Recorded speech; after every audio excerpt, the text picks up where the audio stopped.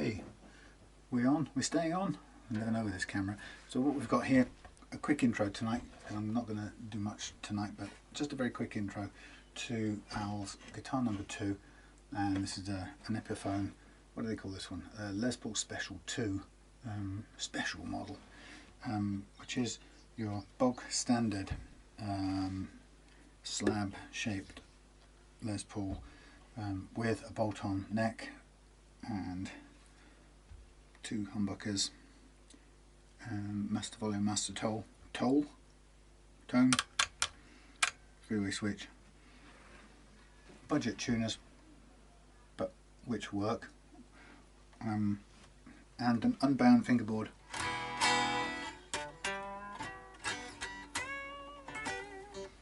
And this one also has a bit of a strings too much over that direction, so you might want to try and rebalance the neck on this one a little bit as well. Kind of looks mean and moody with its black nut, so we'll see whether we can live with that, whether we can take the adjustment down. I think there's plenty of room for downward adjustment, so we might not need to redo that or replace that nut with a white one. We did in the last one. But so all I'm going to do right now is I'm going to take these strings off for the purpose of having a... Actually, I'll take them off and we'll do this one, we'll do the pickup change first, but it gives me a chance to do something I didn't do on the last one, which was look under the neck pocket.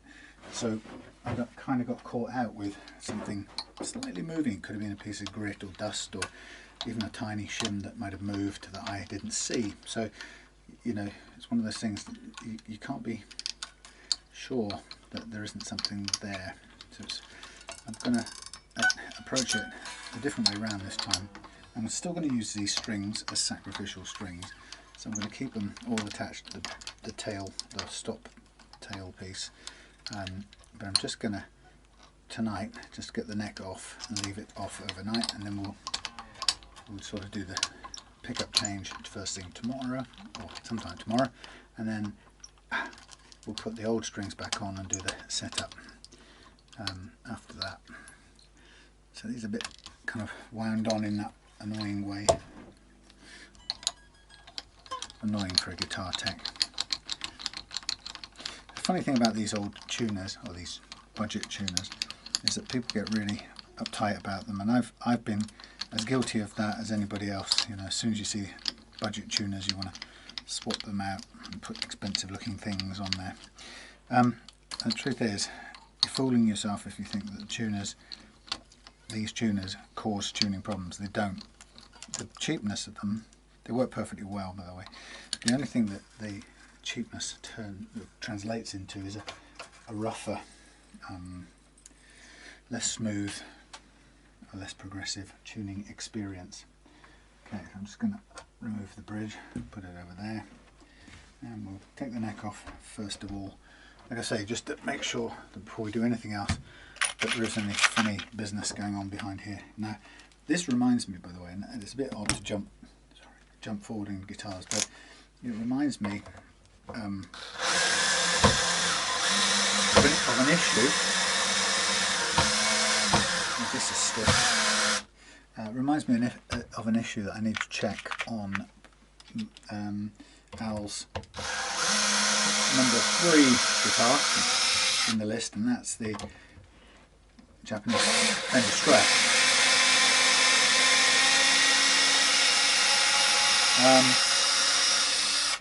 And I'll tell you in a second.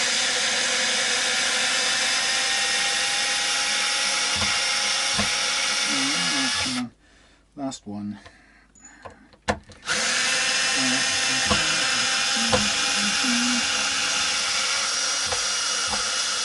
And also, of course, by the way, thinking about it would be ideal to keep this nut, because as we know, the Epiphone makes an exceedingly deep nut, which can be really annoying. Okay, so there's nothing unusual about that there. We'll just put that off to one side for now. So there we are. We'll leave that. That'll be it for tonight. What I was going to say about the Japanese Fender is that it's going to be a detective job because there's lots of weird things have been done to it.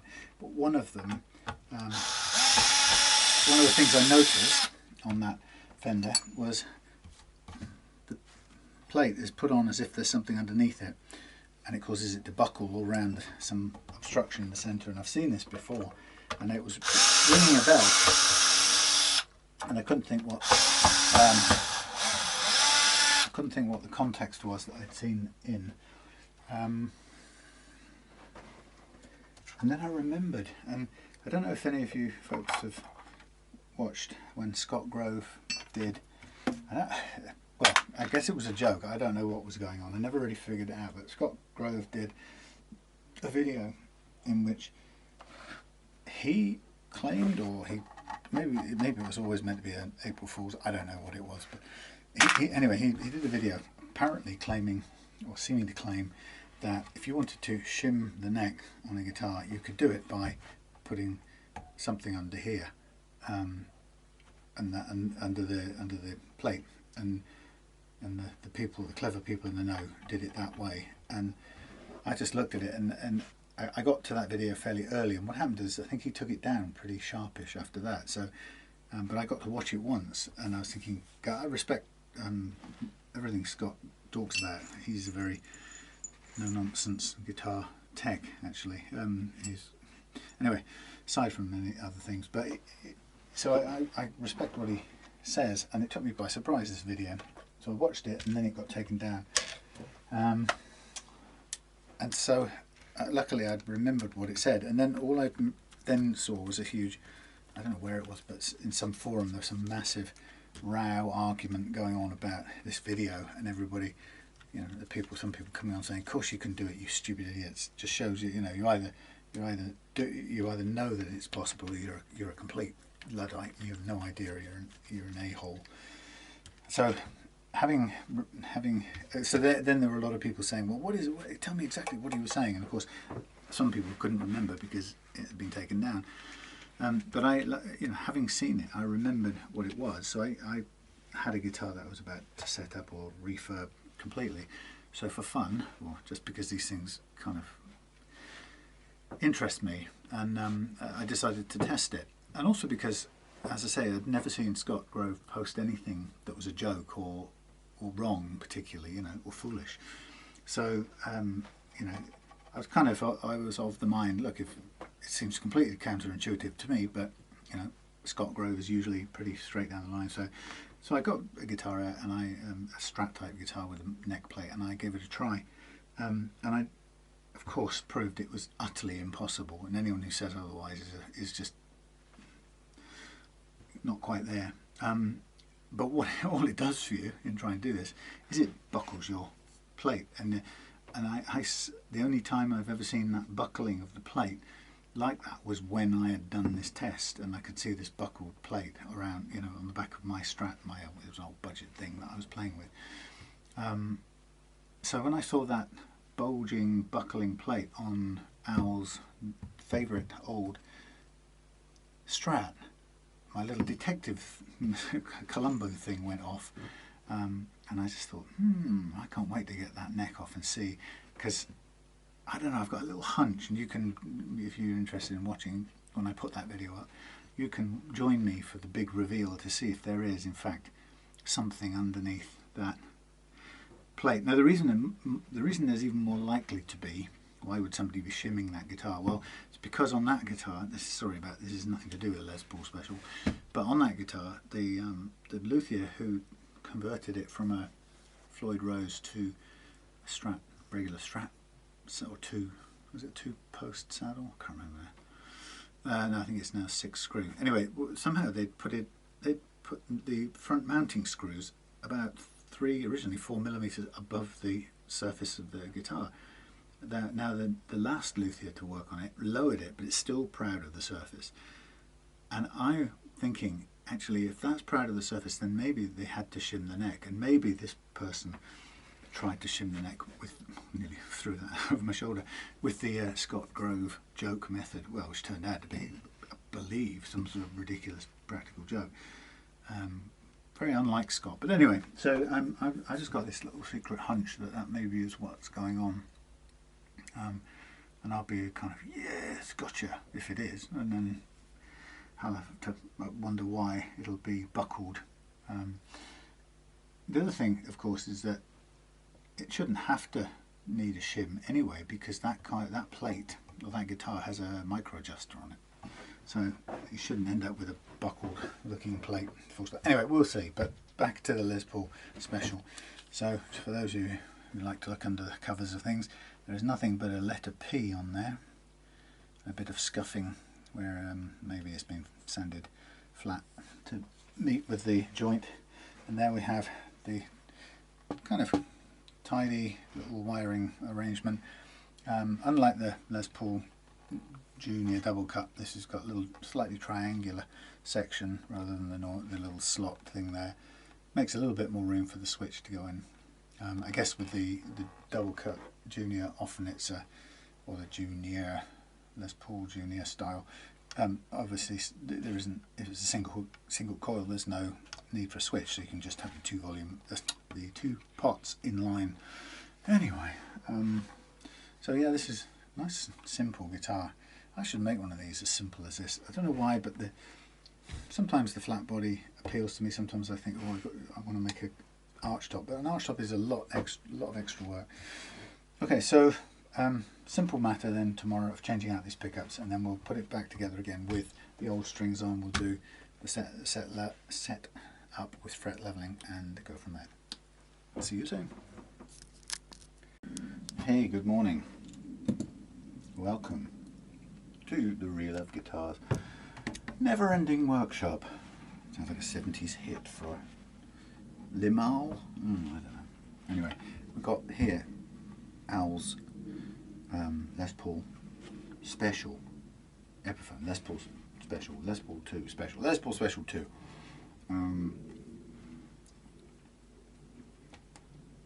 What we're doing, we're changing the pickups. So, just before we do that, I've got a container over here that has Al's other bits in it. So I'm going to want to identify one set of pickups from another. I've got some padded envelopes inside, so what I'm going to do for the time being is just put these together. I can recognise them. The Special has got these kind of concentric circles on the slug coil. Is that the right word? Probably. Anyway, but just in the meantime, I just want to keep these together. How are you all doing out there in much later in time YouTube land? And my sticky tape is coming off. Oh, look at this. It's a waste of space. It's coming off in odd strips. So, right. Anyway, this is Al's spares department. So we'll just put that over there with all the other rubbish. Not rubbish, you know, the stuff. Have we got any heat in this place? I'm cold. Hey, it's only May the 2nd. I'm actually cold. It's Great Britain for you. British spring, summer, early summer. Right, so what are we going to do? Well, we're going to take these pickups out, but we're also going to take these pots out because it's such a small space. I don't want to be sort of reaching down in there and melting other wires. So unfortunately, depending on your point of view on this, it just makes sense to get them out, up and out, because the downside of that is you're introducing some movement into the wiring, which is never a brilliant thing to do. But the upside is you're going to give yourself a lot more room to work into. Otherwise you will end up putting something in the wrong place and or melting some other wire, which we don't want to do. So to be able to gently lever out the pots in question, and even then there isn't a heck of a lot. There's, in fact, these have been cable tied in place a little bit. Oh my god, look at the I can't believe this.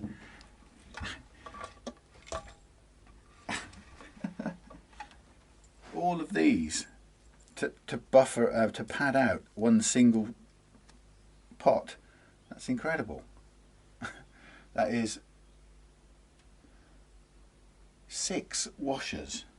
Well, I'm going to, hang on a minute, what's going on here? Wait a second, where's the other one of these? I'm missing something. How did that happen? That isn't possible. I put them over here. Right, I'm missing, maybe one stuck to my hand. That's weird. Okay, 5 spiky washers to buffer out the front one. So let's just put these together so we know what the positioning was, which is very odd. Okay, so in a way we probably would be better getting the taking the that thing out as well. It's known as the switch.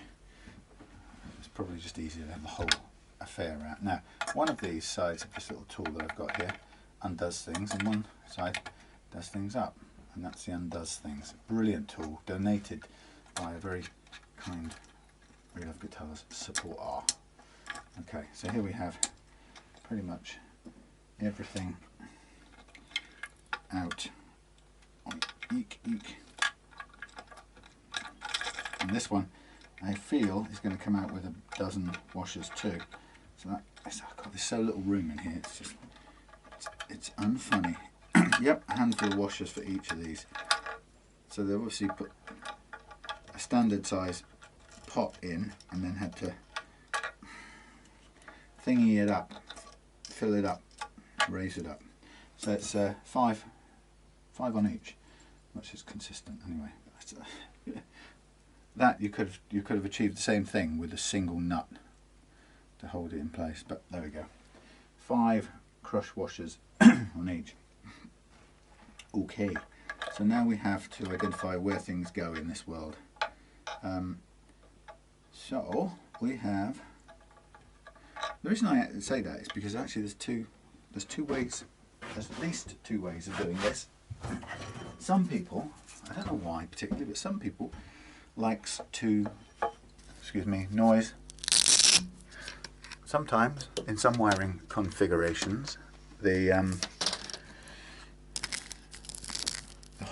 pickup wires, the hots from the pickup sometimes go direct to the switch and then back out to the output goes to the in fact that has to be how this works on 2, yeah.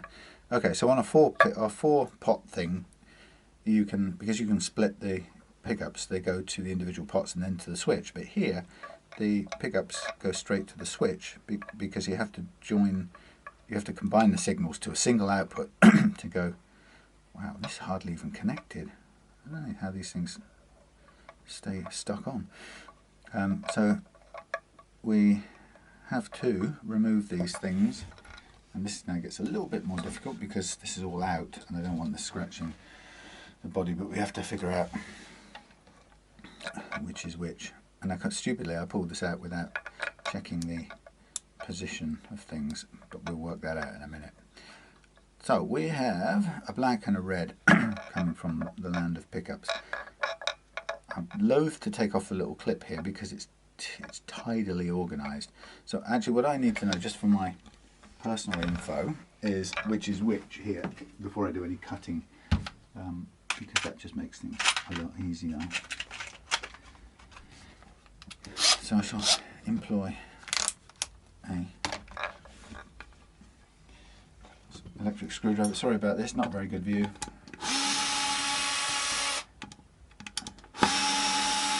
What I'm going to do is identify which is the bridge to begin with, and then I'm going to cut those wires and then mark, or just make a note on the board, which is getting actually crowded at the moment, so I better get rid of that, clean it up. Okay, so we got the bridge is black in this configuration, so I'm just going to note that somewhere. Oh blimey, here are my pens. So I'm going to do it in red. Bridge equals black, neck equals red. Just know what I'm doing. Okay, So bridge equals black, neck equals red. Now we need to cut these off, and probably we're going to have to undo this cable tie anyway and redo another one. So we see the black comes into there, like that, trace it back, yep, and then we see the black goes to, black is, what did we say it was?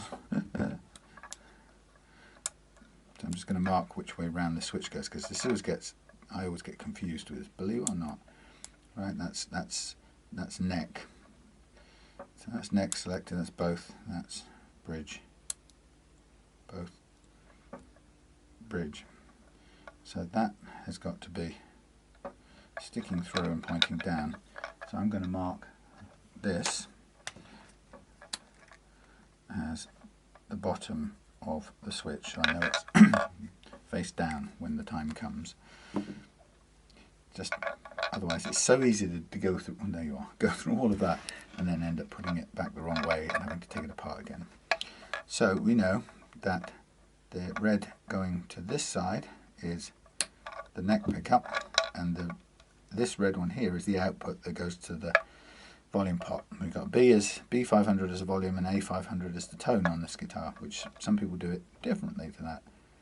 Now we are going to keep this tidy, we are going to need another cable tie, maybe even two. Let's have two just in case. But we'll take it off for now. Actually, shall we take it off for now? Can we? Well, it's not really going to make much of a difference, so let's take it off.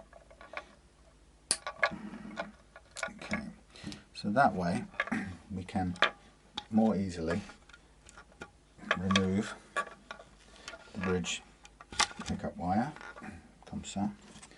Epiphone marked, unlike the SG, which didn't have any particular markings. Now we'll go out with the neck.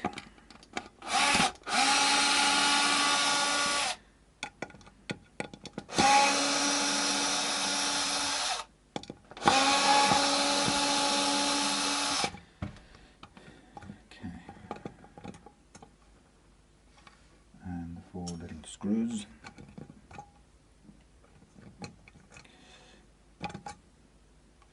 And out comes the red wire.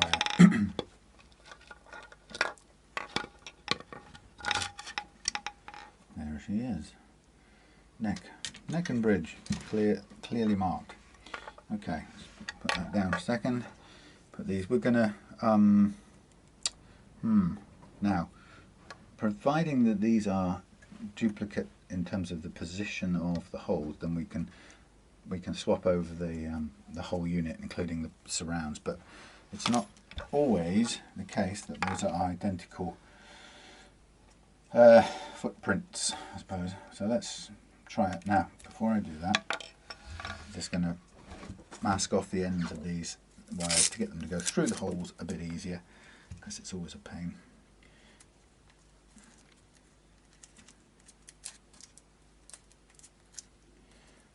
I had fun last night, went to a band practice and took my Antoria that I part exchanged with Al, actually, and it's a cream sort of vintage 70s Les Paul copy, but it's very enjoyable to play. The frets are worn out, but apart from that, and refretting it is something I'd enjoy doing anyway. But this hole isn't very big. That's a problem.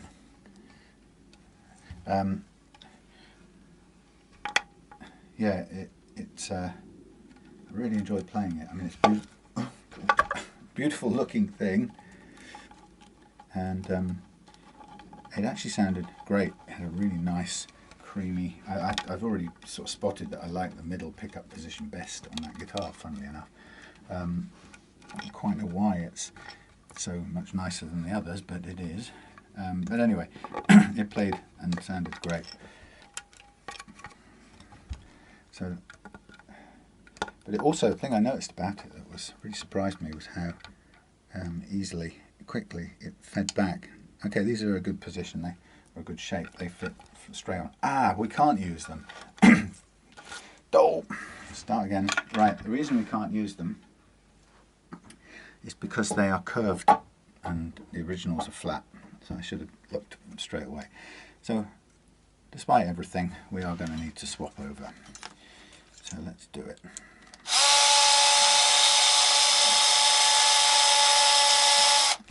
The body on the Les Paul is a slab, so it isn't going to work with curved pickup bases or pickup rings, whereas these originals are of course flat. But we don't need, we can use the, we'll use the replacement springs and bolts and stuff, screws.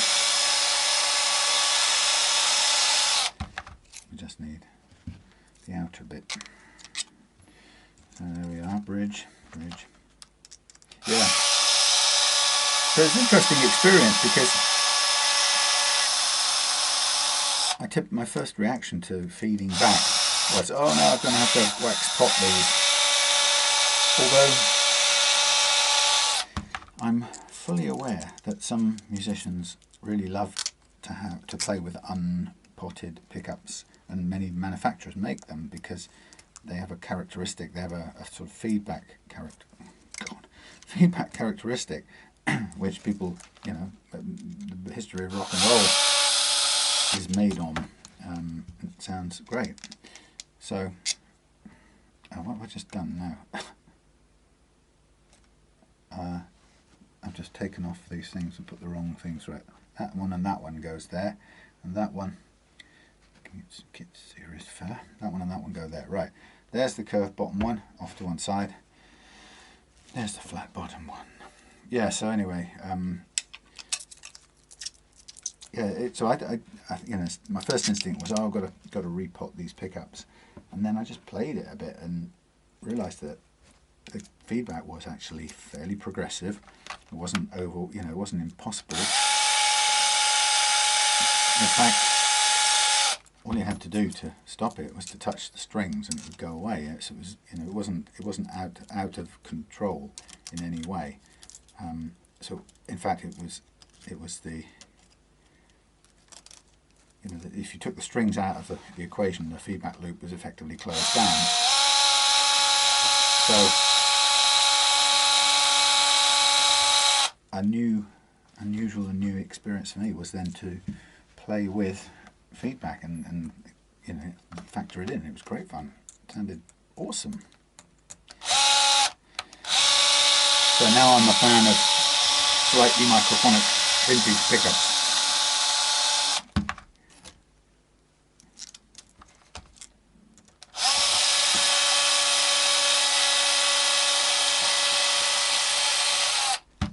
And it was interesting too because I gave the guitar to our drummer for a twang, and so for the first time I kind of heard someone else playing it. It wasn't plugged in at the time, but so I stood back from it, and instead of being right up close to it, I could hear him playing it acoustically, and it sounded great. It had a very distinctive acoustic tone. Now I know that may not be the best thing in the world for sustain. What it was good for was, you know, it's good for the feedback part of it. Now that one's done. What am I doing? I am confused. Where's my other one? This one. Brain off. Right. It's the barreled ones I don't want, and it's those ones I do want, and it's these ones I do want too. That one's and that one's. Right. Yeah. So great fun. So I'm not going to wax pot them. I'm going to keep them as they are, and I'm going out to rehearse with a different band tonight, and I'm going to take that guitar and I'm going to crank it up, because the other guitarist in the band is playing a very plinky, well, not plinky exactly, but a slightly thin sounding Strat. It's American Strat, but he hasn't got a particularly good amp or effects pedals or anything going on at the moment, so I'm going to just go and take some crunch and I'm going to drown the world in a sea of vintage 70s humbuckers, okay? No, I'm not bitter. Right.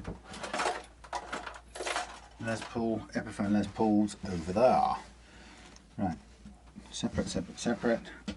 So having pulled these, having had to pull out these pots first, they are dangling in a kind of annoying way which risks scratches and so on. So basically we have to do all this threading of wires and pinning these pickups back in place first before we can put this thing back down safely. So in the interim, in the meanwhile, during the meanwhile, was that Monty Python reference or Life of Brian or Eric Idle?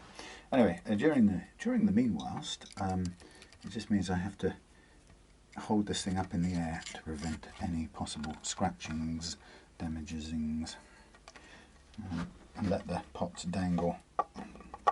Now I'm hoping here at this point that these screws will fit on the front one perfectly as well.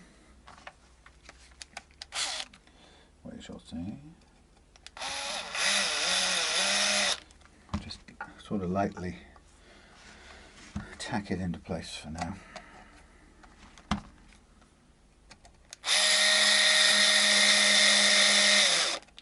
Thank you. Thank you. I'm not going to do it all the way in because just in case we have to pull it out again. So we're replacing two wire pickups with a 5 wire pickup effectively, and one of the things about that is you have to be prepared for, and I'm perhaps not thinking ahead too far, but you have to kind of be wary that you may find yourself with a situation where the wider cables with these 5 wire things will not go through the hole, and I'm probably in that position right now, and so I'm going to give this a bit of a careful pull with the pliers and see if it will work its way through. But if it's actually choked, caught, and it's not coming through, so we've got a problem there. So to do this switch, we're going to have to carefully remove both pickups, and we're going to have to remove all the pots, and we're going to have to drill a bigger hole, because there is no way of getting 5 wire pickups through here. That kind of makes sense because this guitar was built for its original 2 wire units, so of course they don't need the space to run 2 sets of 5 wires through there, but we do. Now, like I said, the thing is I'm going to have to remove, to be honest, I might as well have removed all of this, because right now I'm going to have to snip the one wire that I've got to be able to remove to get, I might as well just, I've got one wire remaining, which is, for the amount of dragging around I've got now, it seems a bit pointless, but hey. So what I'm going to do is I'm going to pull out this the bridge ground wire, which is the last one in the hole, and I'm going to, excuse me, I'm going to sticky tape it out of the way, if I can get the tape the right way up. Oh Lord, help me do this. Right, that's out of the way. Now I'm going to get my drill and a wide, long drill bit, and I'm going to widen that hole so that we can actually get 2 sets of 5 cores through.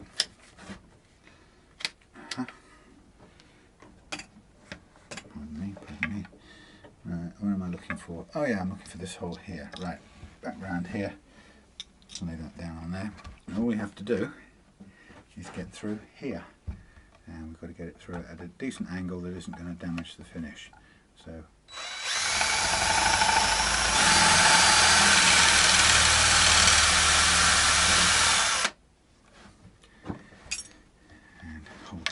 tighten those. Still not through yet.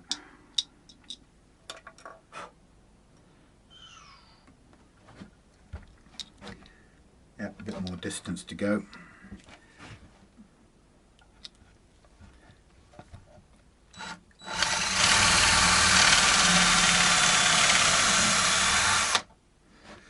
There we go. No, still not through. Let me just check this line again. Yeah, it's on the way. It's quite a distance. That's the only thing. I'm being cautious. You can't really see what I'm doing, can you? Is that better? Is that better? Yay. So I'm avoiding anything.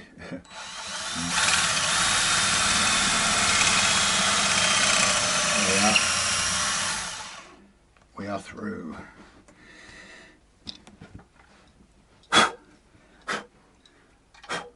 Okay, now we've got a hole big enough to fit these delicious pickups, which I will now put back in. Just at the point that young Morris decides to arrive to help along things as they go. How are you doing, Morris? Hello. Oh, Morris's fur coat in the way of everything. Hello, hello, hello. Right, let me just... Morris, oh Morris, oh Morris. No, it's going to make it sound like... I don't love you being here, Morris, because I do. And you rub your face on the camera, as always.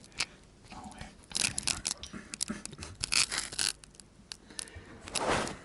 hello. No, no, no, no, no, no, no. No, no, no, no, no, no. No. I've been watching rescued kitten videos. There's a Japanese channel. It might be Korean. It looks Japanese. I think it sounded Japanese rather. But anyway, it's this channel that just sort of continually rescuing little little lost kittens and things, and it's utterly heart-wrenching. So I spent too much time watching that last night.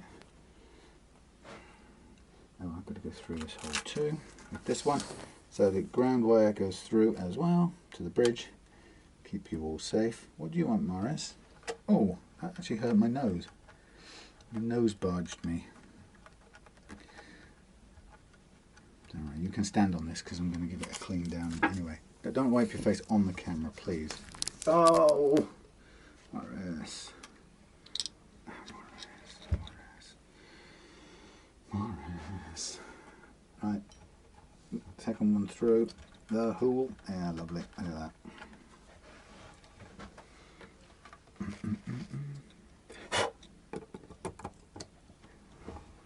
Thank you, thank you. A couple more screws, please. I'm sorry about this. Morris, please, please, please. Don't knock things off.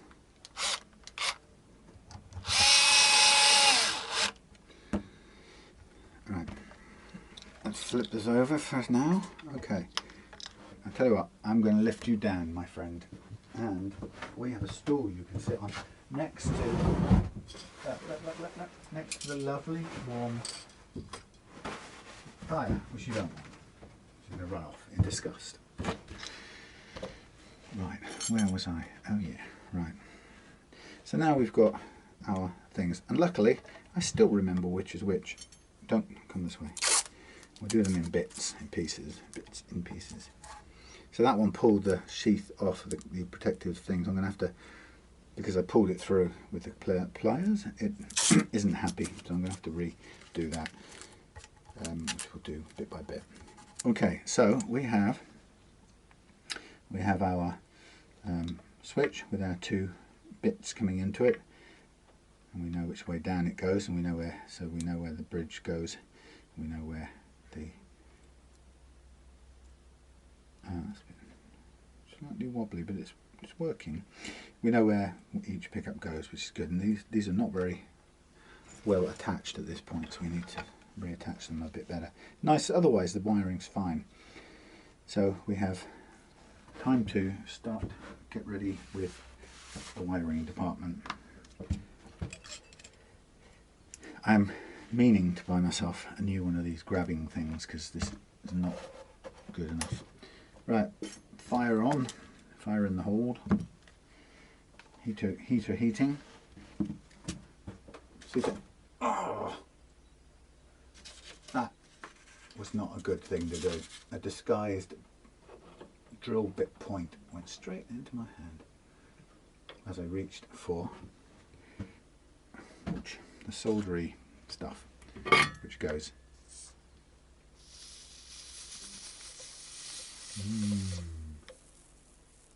Actually, that has got to be an AMSR experience. Sorry, I don't know, you might be. Let me just look. Are you all sticky because of Morris? No, there's no Morris. Well, there's a hair, but not too much Morris on there. No, AMSR. Ouch.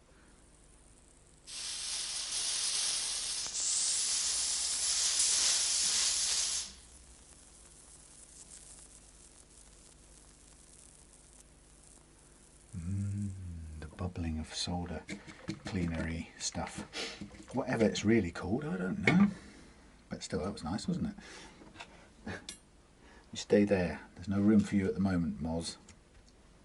Right. Ah, that hurt. So I've got some snippings and extendings and joinings to do, but not much. Had an interesting online quick chat this morning with Simon, whose Firebird I set up the other day and changed the original pots out for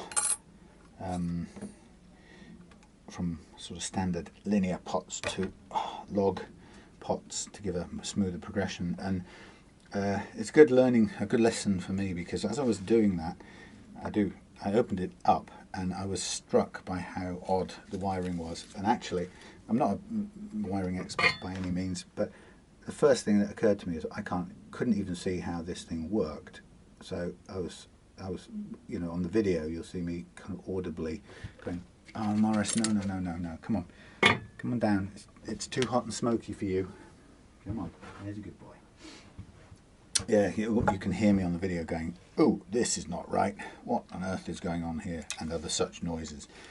And because we were on a bit of a time limit constraint, I didn't contact Simon. He was down with family and coming back to pick up the guitar at some point. So I didn't contact him and say, "Look, I think there's something wrong with the wiring on this. I recommend that we replace it or revert it back to a standard wiring," because I'm going to sneeze. Excuse me. Yeah, so I should have contacted him and said exactly that, but I didn't. What I did is I sort of, it was just the typical me, I assumed that it was intended to be that way, and so I duplicated it, I wrote it down, duplicated it, and reproduced it with the new pots. And it turns out that it turned out when I put it back together again, it had a slight oddity to it in that it didn't do quite what I would expect it to do. But what it turns out is that there was a further oddity to it which I didn't detect, and it had to do with the wiring. And you turn the thing up and the tone works. If you turn it down, the tone didn't work, and so on and so on. So it's just all a bit not right. And like I say, I should have contacted Simon and just said, "Look, I recommend," trusted my instincts and said, "recommend that you revert to standard wiring on this," but I didn't, and I should have done. And anyway, it turns out that Simon took it out for a rehearsal, and it sounds great, plays great, but it has a couple of little weird issues where with the volume. Yeah, anyway, blah, blah, blah. The thing I partially detected and more was going off for him. So you know, I've just said, "Look, please, you know, happily I'll contribute towards rewiring it to a standard. You can either send it to me or and I'll go halves on the postage or whatever, or get it rewired to a standard wiring elsewhere." And then, you know, if I made a mistake in transcribing the original wiring, which it's unlikely because it wasn't actually that complex. It was just a straight swap of some wires, but I still drew it out because I like to be certain. So, you know, I said, you know, I'll happily kind of help out with the cost of that. But and Simon's fine with that. He'll get it rewired to a standard or a 50s wiring or something like that, something bog standard. But the lesson in the moral in the story is I should have trusted. I'm going to sound like Elton John. Should have trusted my old man. Should have trusted my instincts on that, which when I, if I can be bothered, which I can't, I remember it as it happened. But remembering my instinct was, this is wrong. Somebody's wired this up wrong. But I kind of, two things. I sort of trusted something else before my own instinct, and that's a lesson I had to learn from. And the second thing was, got a reasonable concern, is that I thought, look, if it's been this way, even if it's wrong, but it's been this way for X amount of time, then Simon's presumably used to playing it this way, and actually if I go and unilaterally reconfigure it, then it's going to play differently, and I'm going to introduce a big change, which actually may be far less pleasant than I think. I might think I'm fixing it, but I might make it an unrecognisable instrument for him. He might like the quirkiness of whatever it's currently wired to.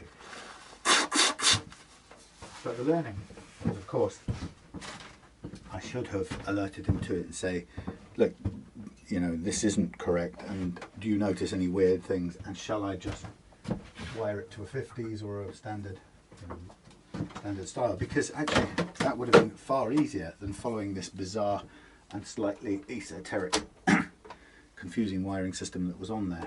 So anyway, live and learn and live and let live, live and let die.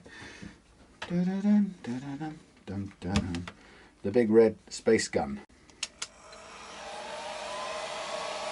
Caution, always point away from guitar when in use.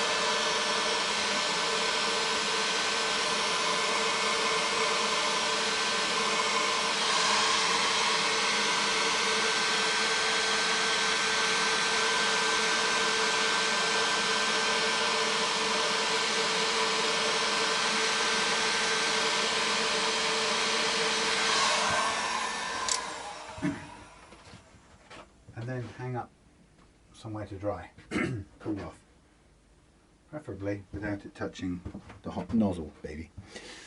Okay, so now we are at the fun part. So in the world of preparations, we have our things, we know what's what, blah blah blah blah blah. Now we need to wire up things. Now I can just detect, now I place this back that way, and I know that that is the bridge pickup, and that's constantly live. So bridge in this case is the black with the white. So I'm going to snip off the earth bit, and I'm going to tin foil. I'm going to heat up and get off the other bit. The thing about this earth lump at the end here is that it's such a big claggy lump, you basically just have to add things to it. In fact, they haven't even gone through the hole, they've just tacked it to the end, which is quite odd really, not using the hole for what it was meant to. Now I could go backwards and redo it. In fact, should we be tidy? Oh, go on, let's take the whole the whole pile off, right? Pile off. I'm just got to be a little bit cautious here. Going to be a little bit cautious here, because so I just flung off. This one just came pinging off altogether. Alright, so I've got my things still attached, so I'm just going to do something on here. I'm going to make a mark on this, just for my own peace of mind. This one with the black mark on is the output to the switch. So I can happily take it off. And we know this one is the bridge, and the top one is the neck. Now, let's just go ahead and let's find the solder sucker if I can. I'm going to put that on there to support it. Ah, there it is, hiding away on the crest of a wave, just like magic. It's not the right song, it's not even a song, it's not even song, which is a religious observance. Right, so what you can do is we can start off by cleaning up, if we can get enough heat into it. Bear in mind this is a bit of an odd little soldering iron. See how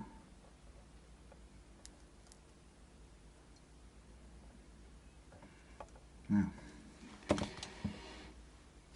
a mixture of lumps of wire. I'm just going to try and get enough heat in to remove all of this.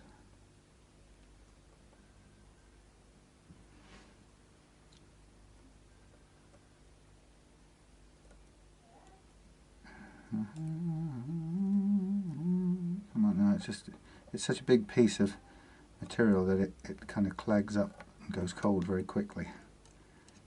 It doesn't sort of absorb heat.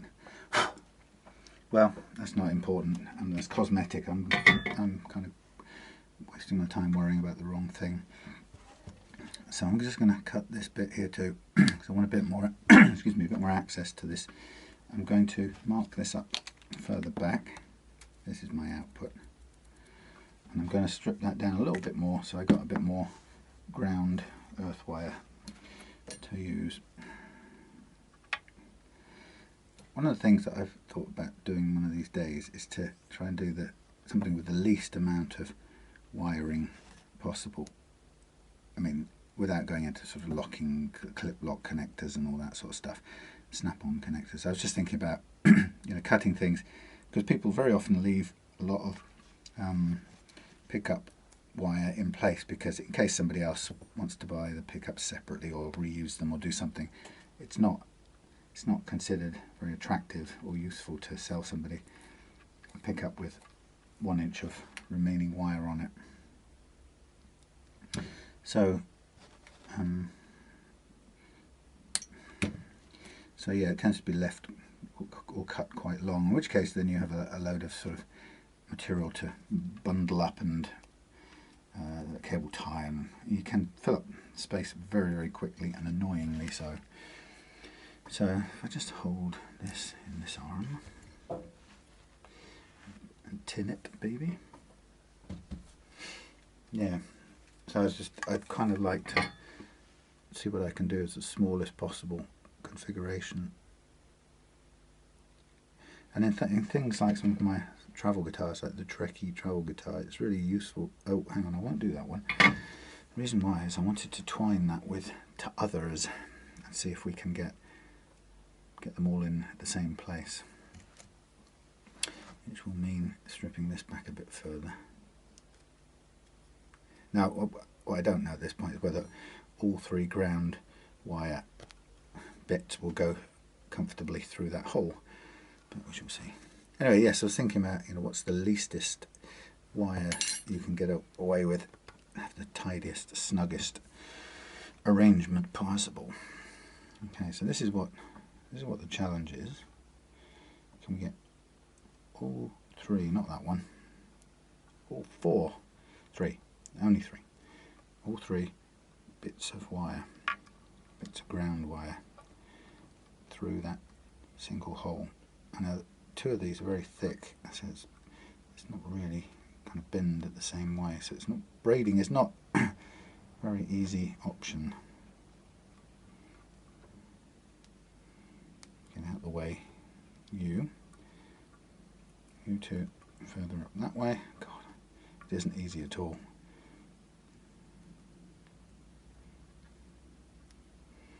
Just please go together.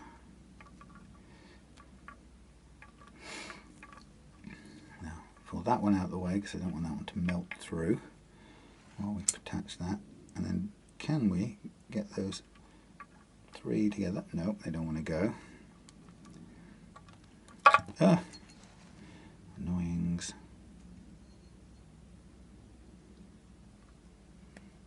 Okay, that could be doable. But the downside is we've got a lot. Downside is this gripping thing is rubbish. That's a downside. We've got a very vulnerable little live output wire coming off this red one, which is worryingly close to any sort of heat that we're going to need to use.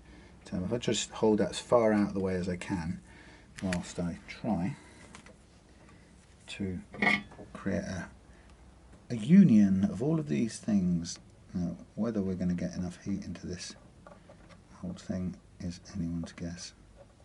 because the straight answer to begin with is nope. Wow, it's not the best iron. It's kind of convenient in some ways, but it's horrendously slow in transferring heat.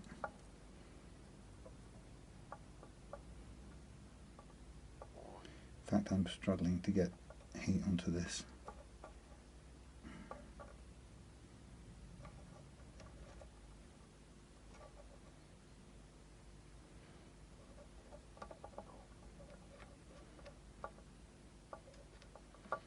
Well, we'll see. There's a big cluster. But it's done without melting the living daylights out of the little earthen wire.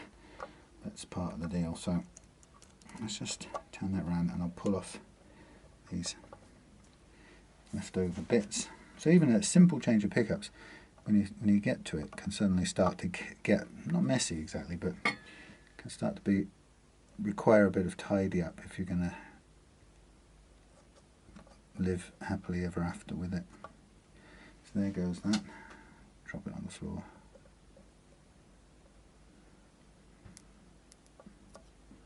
There goes that.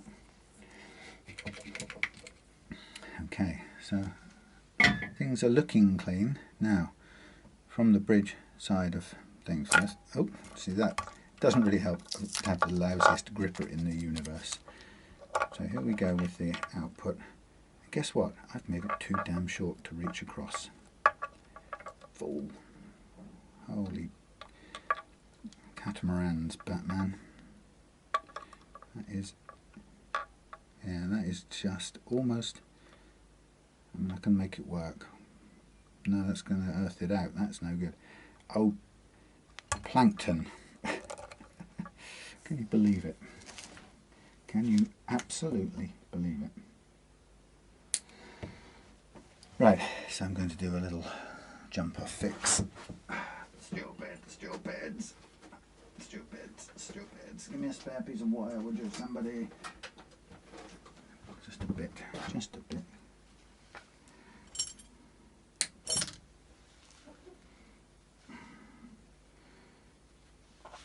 Right. We shall make a very small extension. In fact, we won't make it that small. We'll make it workably large, and we'll just make a join, because frankly I don't want to go through trying to join that that earth bit again. Having got that in place, I'm happy with that. So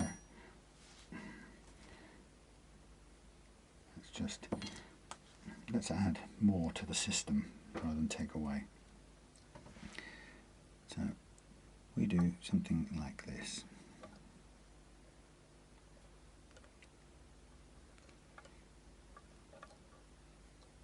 This is where my sort of ham-fistedness can get really annoying. I wish I had a small, delicate hand to do jobs like this. Right, let's drop that for a minute, because that ain't helping nobody. Get in there.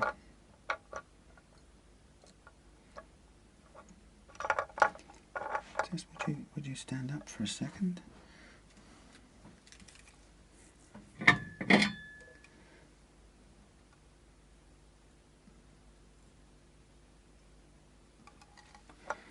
I can hear Morris grooming himself. Where is he? Is he outside? That's strange. Right, what I'm going to do is I'm going to add this little bit of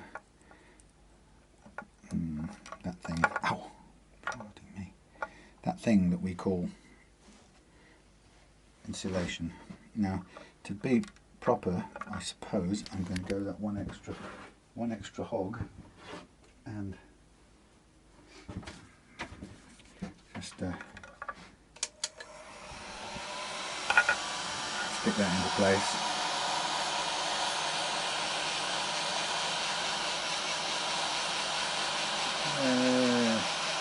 Wonderful.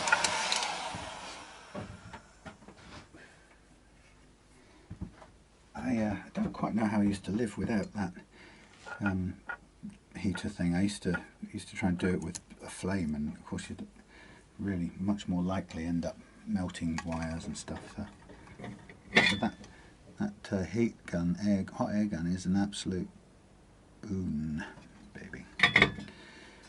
Okay, so we've got our common earth. This fella has got to come through here, anywhere you like, and attach through there, which, since there's nothing filling that hole, we can do it this way. We can do it.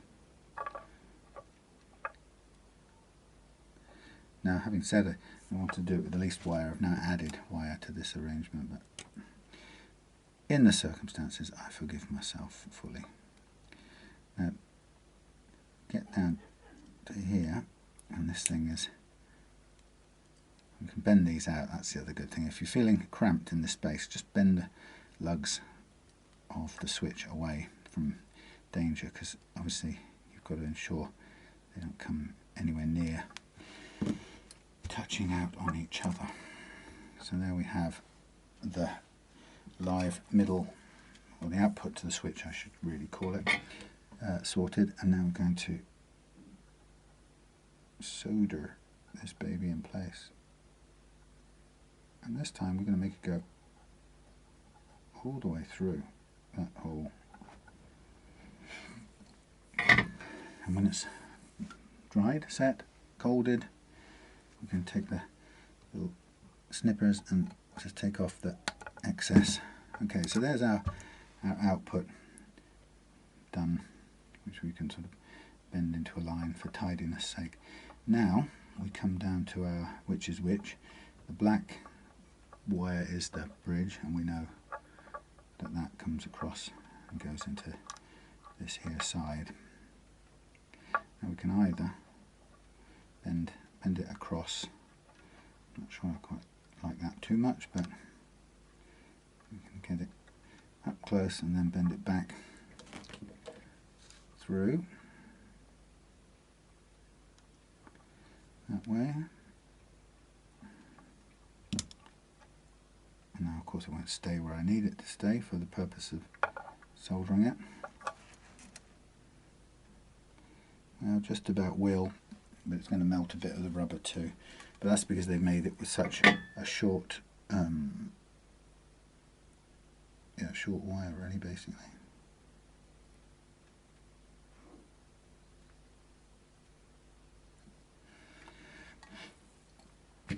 Oh yes, now it's malfunctioning. Damn it. Temperature going down, temperature going up. Now that's a good idea, but it's still fractionally too close for my liking to the middle one. So I'm going to bend the lug out a bit, just make sure it's got some fresh air between them. And then here we have the neck one coming over this way, and again there's a hole already there, so we can just bend that up.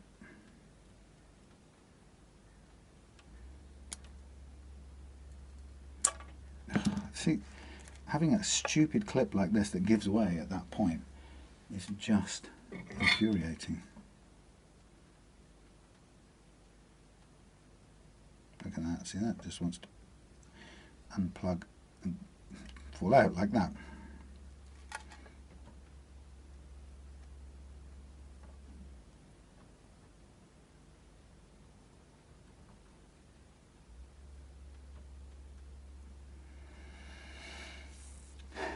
Right. Those little fellas. If you were really cute, you could put little insulators on top of these as well, stop things ever having the chance of touching. Okay, so now we've got the pickups wired to the switch. The pickups are all earthed on the switch. We can now get ready to. We could replace our things, but let's have a look. Let's just do one more thing. Let's get that out of the way. The bridge earth. Let's put that on last. But now we can see what we've got in terms of spare wires and stuff. So wrong way around. Volume over here, tone over here, switch in there. Now I am not seeing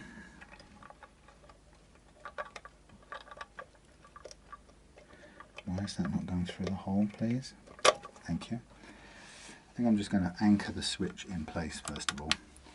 Festival, and then we're going to examine the lay of the land when it comes to the excessive wires and see what we need to do. So there's the, just to hold it in place fix. Then we have a look. So we go volume here. Try and detangle things as much as is possible. Actually, now we've got an option. I think we better put on the bridge earth before we shove this volume pot and all its associated, what do you call them, lifting things, the excess risers, we could call them shims. Now this thing is trying to default, it's going down, going up, down. We may have to just end up getting a new one soon. Shame really, because I liked using this. Okay, I managed to melt slightly the red wire on top of the pot there by being careless. Actually by worrying about the damn heat on the soldering iron altogether.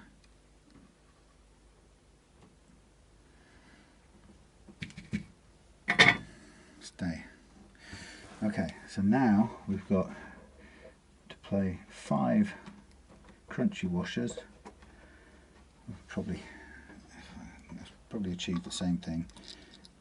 Definitely achieved the same thing. How are we going to actually do this and keep them stay in place? We aren't really. It isn't going to be easy. They're going to fall off whatever happens. Okay, this is dopey. This really is dopey. I think what we need to do here is to use a replacement replacement nut, which will A, stay on, and B, give us control over where it sits, which will do the same job, providing we can find one that's the right size for this kind of pot. That might do it. Could be wrong. That one won't do it. It's on the floor. Right, here we go. So I'm going to run this down to where I think the top of those washers sat, and we'll see how it goes. In fact, let's do the other one while we're at it. Hello Morris, again. Yeah, this is much more effective than having tons of dangling things. Okay, so that's going to go there, that's going to go down in there. And that's hopefully, all being well, somehow going to end up coming through this hole, isn't it? Where the hell is it? It's horrible. This is, I mean, it's always prehistoric. There's no two ways around it. Okay, so there it is, poking through, resting on the nut. No more endless whatchamacallits. And then this one, in fact I'm not going to go, it doesn't really lend itself right now to putting in a cable tie, frankly. It's not enough clear wire to do it, but I've got to get this pot underneath the jack wire. Morris, you've got to keep away from the hot things. Morris, away, away, you're going to get, oh, this is going to be a disaster, you're going to get hurt. Morris, no. Sorry mate, but we don't need this kind of distraction just yet. Okay, so now what I'm going to do is I'm going to tighten up both of these pots, come to about the same height pretty much. Then I'm going to, about half a millimeter's difference between the two, but that's not enough to make me want to undo that. I'm going to get my brilliant tightening tool on the switching thing. Okay, move a few things out of the way. I'm going to turn off the hot thing so that at least Morris doesn't die. And while we're spaghetti akimbo, I'm just going to do a test, which is always a good thing before you convince yourself you've got where you want to go. So we want that one on.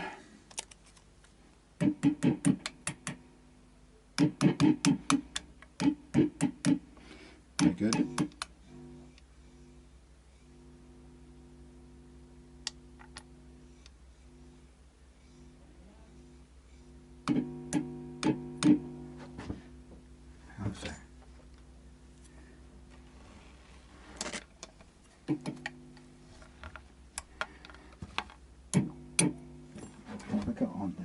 Oh right, I've got on the full gain setting, that's probably why.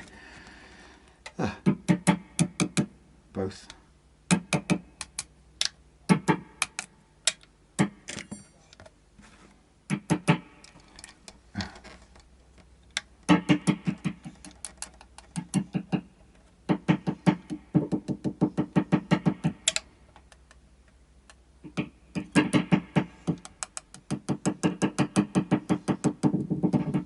Okay, good, all working as nature intended. So now we can put that back there for a minute, change glasses, show Morris some loves. Love you. In fact, what I'll do is I'm just going to put this down here for a minute while I show him some loves and tidy up some of the catastrophe he's created here. Don't put your nose on the... Don't put your nose on the stage, Mrs. Morrison. Yep, little OCD box of tricks over there. Things to throw away, dangerous blades to get out of Morris's face. Chopping things, cutting things, soldering things. Done and dusted. The only thing I find regretful is that Morris doesn't really get into watching cat videos with me. I wish he could see them and understand them, because we could have so much fun together time watching them. It would be very sweet. But he doesn't really care either way. Right, are you right, I've got to, yeah, do those pickups up. Those extra washery things I'll keep, they're quite handy actually. They can always come in handy for another such job. Now, I'm going to put you good people, all you good people, can go back on the this thing with a slightly narrower field of vision than the olden days. And now we've done the electrics part. I'm going to do some brushing part now, Morris, and you're going to not like it hopefully and jump out of the way. Actually, woohoo! Yeah, go on, down you go. Good boy. I remember one video where I got him to move, encouraged him to move with a blast of compressed air from a can, and I realised that was quite an effective way of doing it. Okay, so while I'm here, let's do the last of the pickup fixturings. And there's one short somewhere, so I'll have to go looking. I don't think anything like that fell off. I've got a nut on the floor, but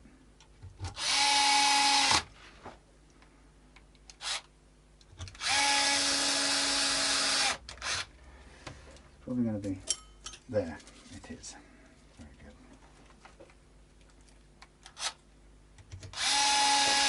Now this guitar is kind of deliberately relicked, so I'm not going to embark on any deep cleaning malarkeys with this.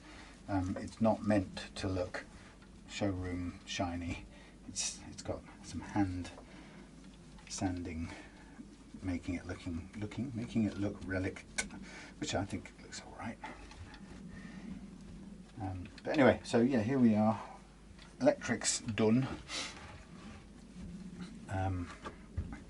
Next stage, we can put the cover on. I might give that a bit of a nap over. What did I do with the cover? There it is. Thank you. I've gone mad from that. Okay, so push it all back in there. Close the door. And get the right way around. Thank you. 3 little of thems.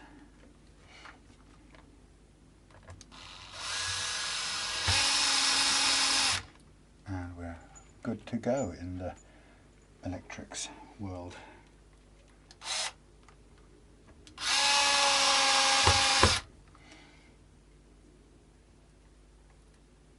yeah, nothing unusual. Nothing unusual about that wiring schema. So I've got a couple of quite complicated ones coming up. One is for Mark's T7 headless custom, and we've settled on quite a load of functionality. It's going to have 3 humbuckers on board, so it's a massive sort of pickup output guitar. It's going to be a headless baby in the U front. It's down here actually. It's actually right at the bottom, so I can't show you. Anyway, yeah, but so it's going to have 3 humbuckers. We're going to have a 5-way switch, and they're going to be 3 outboard micro toggles, which are going to allow each of the humbuckers to be independently coil split. Now, originally, of course, you think to yourself, well, why don't you do that on a, just achieve that with a push thing.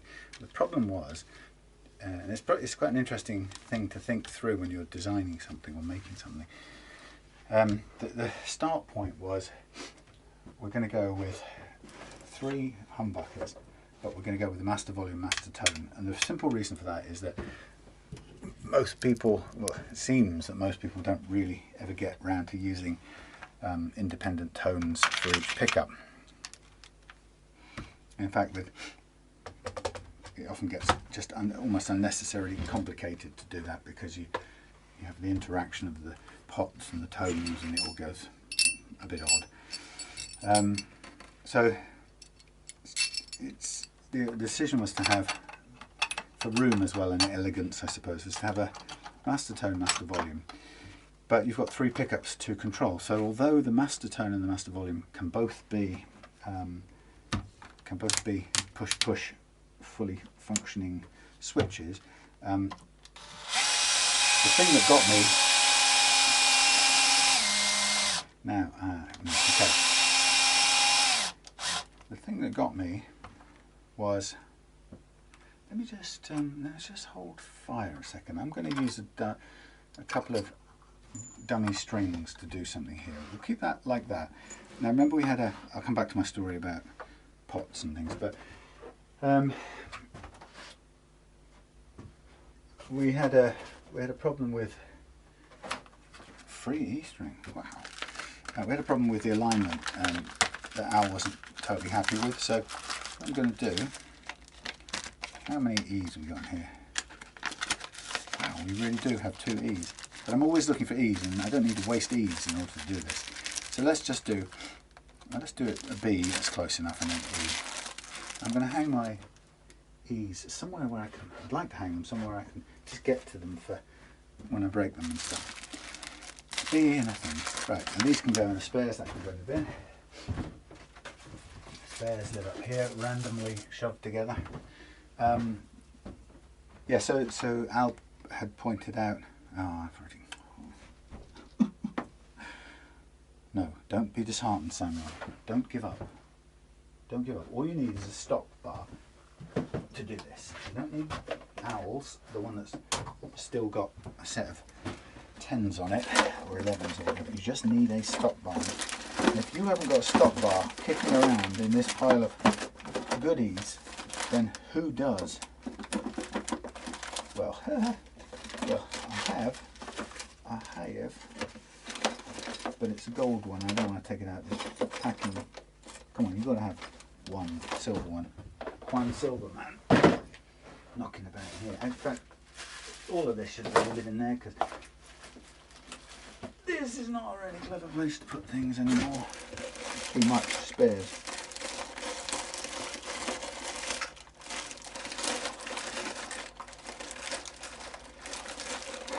Chap needs a stop bar. That'll do. Yeah, that'll do. It's a sort of Chinese horror. Yeah, that'll do. Just needs to hold the spring in place over the bridge. Fine. Good. Note to self, have a completely nerdy session with spares, sorting out spares, because I've got a ton of good stuff. Right, so this is a wraparound bridge, but I'm going to use it purely as a stop bar for the time being. And I'm going to waste a couple of spare strings. It's the other way around, but who cares? Rutherwood. Right, that what I'm going to do is that, and I'm going to use these 2 spare strings in a gratuitous fashion in order to get the alignment of this neck right before we put anything back on and do the fret leveling. Not because it has to be right before we do that, just because it's in this undone state at the moment, so we might as well do it at this point in time as any, and then it's out of the way. So stop, using it as a stop bar, I'm going to wire up the 2 E's. Obviously I'm not going to put them under loads of tension because there's only 1 screw in there at the moment. It's just, the purpose is just to get some alignment sorted out. So it needs to be a little bit under tension, but not a lot.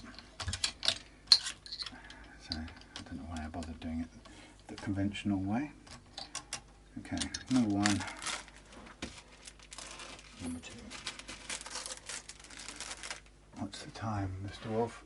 13:25.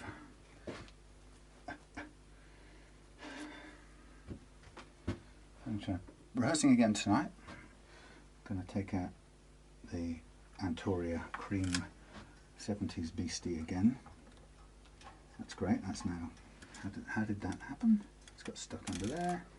Yeah, I can take the Antoria out again, and it's an interesting time band-wise. This one, it's I think we've made a personnel mistake, a setup mistake. We've put our bass player, or he's gone across onto lead guitar, and we're auditioning another bass player, and I'm not sure that's the right direction we should have gone on. Right, so anyway, the point about this is I've got the neck where I want it, and there is a limited amount of possibility for movement, and actually it isn't a huge amount, because the sort of the big side of the thing, the body, the big support stops it from moving. Now what we really want is to bring it as high up, so we want to push it in this direction or that direction when it comes to putting the screws in, so or down this way when putting the screws in, if you get my drift. So what we can do is we can sort of line up a second screw, can slacken that off a bit, get that some of the way in, but the idea then would be to press down as far as it would go,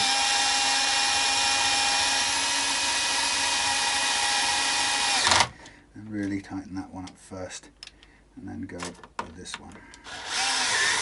And that's spinning because that's already stripped its thread, so there's not a lot of grip in that, which probably isn't a problem. Let's just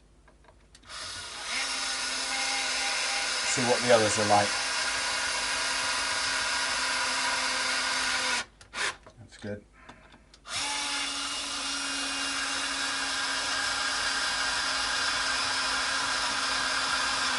So I'm not going to worry too much about that one. It's just a little bit off the mark. Now that basically doesn't give us an awful lot of difference. It's about equal at this point. It's fractionally still a tad more, but I'd say it's about, it's not even a millimetre.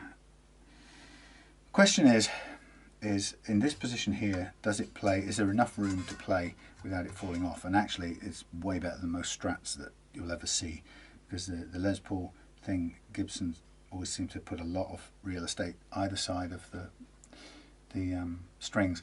The only thing that would be possible to do with this is to just slightly reposition the nut, but you'd end up with a slight gap on this side, and I'm just going to hold it there, and you just get a tiny repositioning, but actually it would look odd at this end here. So given the construction of the neck, the only way round it would be to shave off some material. You could potentially sand it off, but the problem is you start to play with the angle of it, because it doesn't need the whole thing doesn't need to go this way. It needs.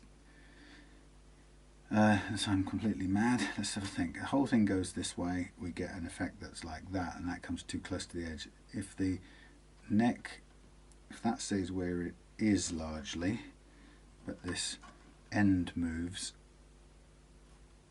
that's what's happening. Yeah, it's a tricky one. I think given the way it is, it's not perfect, but I would say there is enough real estate on the E by miles to worry about it.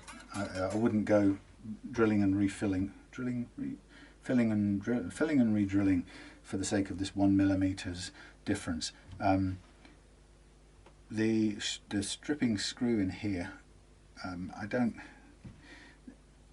you could drill out and replace the footing in the neck with some wood, but then yeah, it's not even that critical at the moment. It's not causing it to go anywhere. So I would be tempted to leave it as is. Just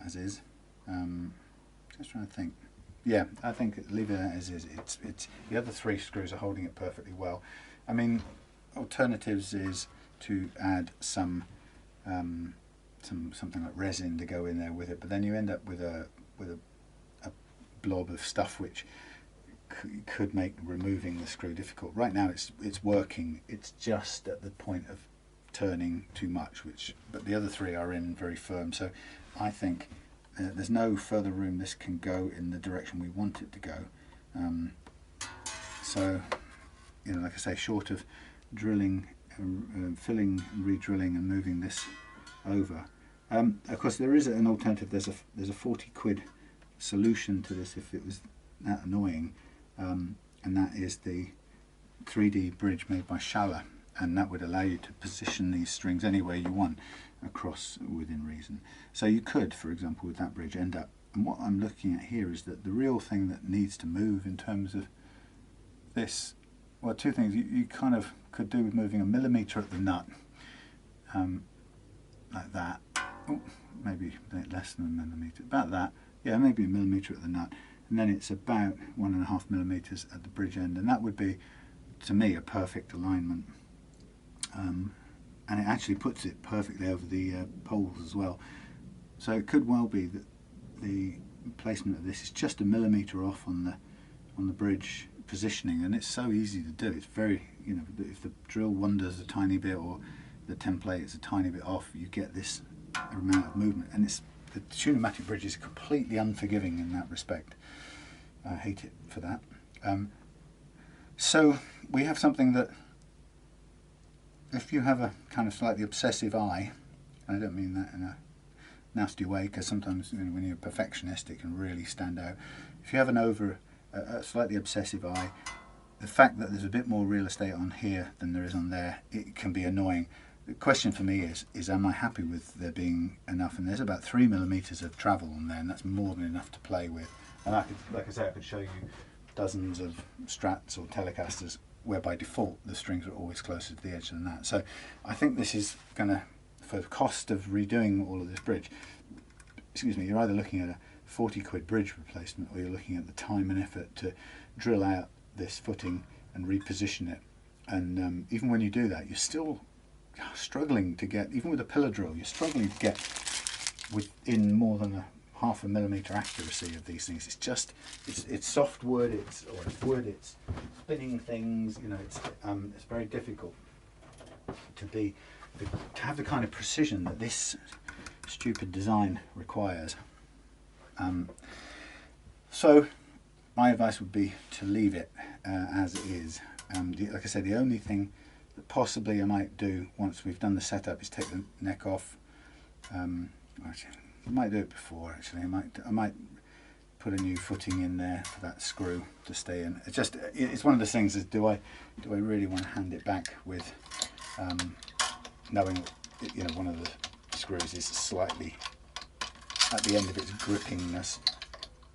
well, it's not the end of its grippiness. It can't add any more poundage to the tightening effect. That's what it can't do. So I don't know. Let's do that little bit extra mile. And I'll tell you why, because the Antoria I got in part exchange from Al is turning out to be such an enjoyable little thing to play. I'm going to do this as a little thank you.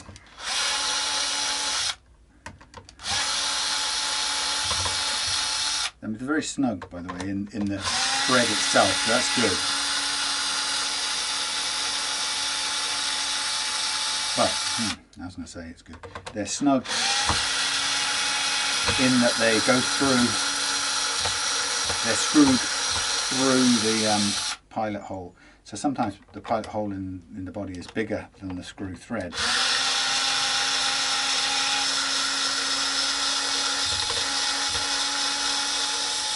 And technically that's actually fine, because really you're not using the wood of the body to pull, you're using the plate as an anchor so you can pull the neck in close. And that's all you're really doing. So it's, in a way, you kind of don't really want the screws to be biting onto this bit here. Now what I'm going to do is I'm going to drill this out, and again it actually doesn't, this bit, we could do it on the drill press if we wanted to, which we might as well. Since it's here, I'll take all the bits and pieces off. We do it on the drill press, and then we can get a mostly vertical, as near as darn it will be, and we get a piece of yeah, the problem with that, if we do that size, this is what bugs me a bit. If we do the size, you know, standard size dowel, which is about 6mm, and we just replace it, this is nearly, these screws are about, what are they, about 5 at most. Yeah, oh no, actually, okay, they're about 4 at the extent of their thing. So if we do a 6, then yeah, it'll do. I was going to say we could go larger, but then we have the challenge of going and finding some more stroke a larger dowel, which I don't know where, I don't know if I've got any, or we have to make one from a plug. See, my tendency is, if it was really critical, I would more likely go with, let me just get this right, where are we looking? That one was spinning. I would, if it was a critical, you know, we were really struggling to hold this thing in place, I would go with a larger plug of a cutout plug of oak or something like that, that you could really get the thing into. But that doesn't always guarantee that much strength either. So I'm going on the basis that a bit of this stuff, a bit of this 6mm will be plenty of room to buy to get some more bite in from the 4mm diameter thingy. So, and this, to be honest, I can do this, take a break, get a cup of tea, attach this even while the glue's still drying, and we put it all in with the glue drying, and it will just, I'll tighten it up later, but we can do the tighten up with the other 3. So we can still get on with the job, which is good. So what I'm going to do is I'm going to get a 6mm drill bit. I'll just double check the diameter of this. Okay, 6mm drill bit. And what I'm going to do, as I always do, and this is a little trick I learned the hard way, is when you use a dowel in a hole with glue, and there's the hole's sealed at the bottom, is you have to have somewhere for the glue to come out, or else you get a vacuum lock.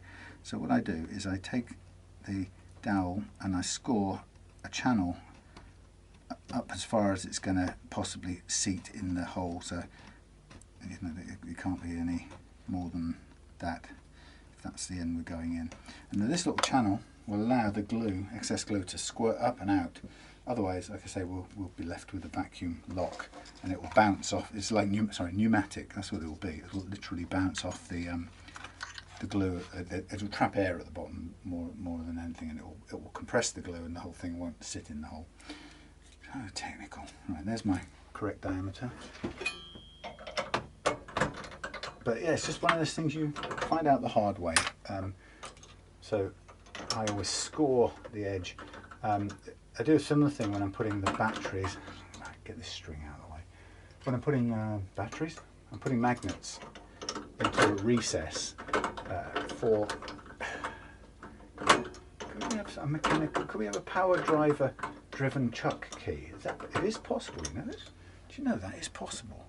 Could I file that off and then lock it in my thing and then use the drill to turn, because this is really inadequate. Thinks to himself, what a wonderful test I could do with this. I'm going to try that. Actually, I've got a better key. First of all, I think that's knackered. Let's put that out of the way. It doesn't help. Let's put it that way.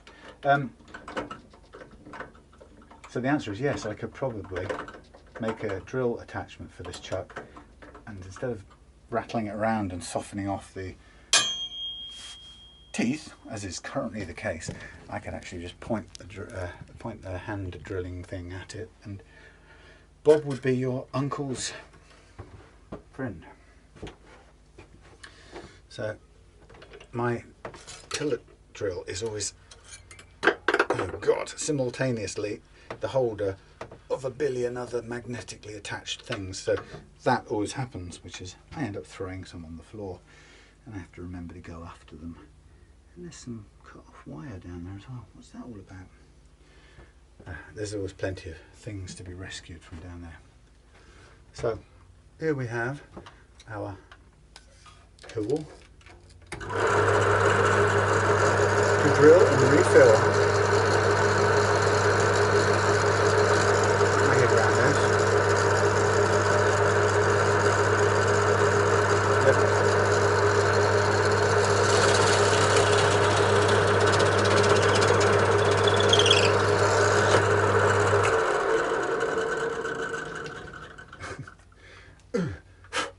Lovely.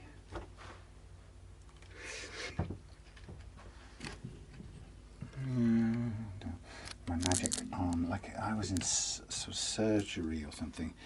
It's a bit like that. Not me being in surgery, but a surgeon having a camera that, anyway. Clang! Don't you just love magnets? Right, that's all of that in there.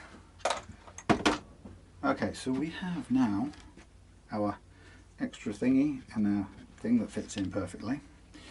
We have to add some glue just to help keep it.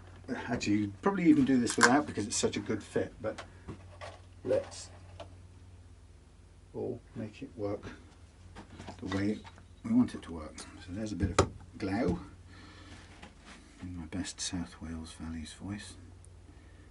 It's alright, I'm allowed to do that because I lived there for 10 years. That qualifies me not to be doing cultural appropriation. Got it? I think. Anyway. I really liked the dialect, it was great fun. Right, thingy in there, rubbery thingy thing. Give it a bit of a thing, and lo and behold, thingy thing. What am I doing now? I am now going to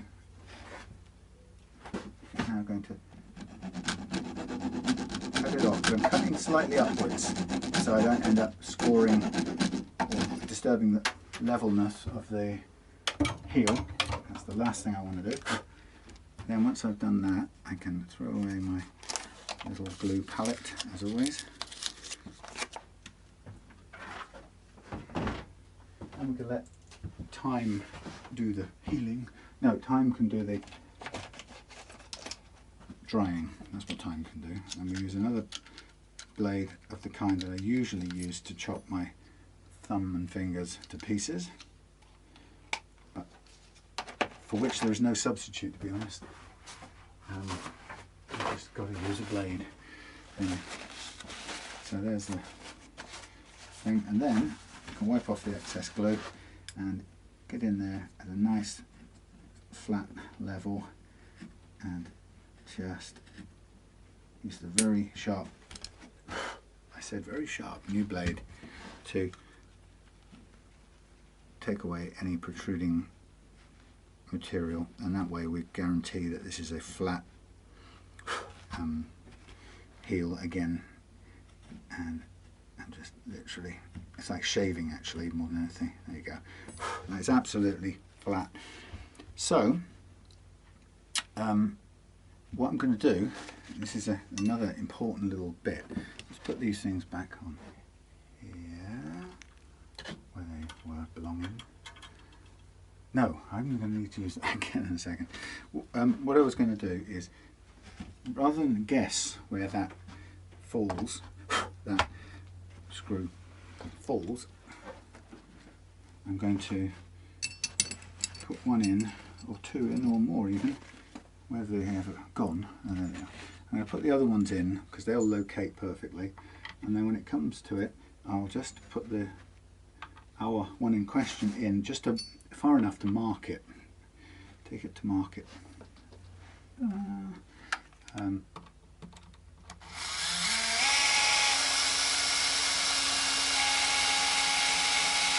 So these three are about locating it.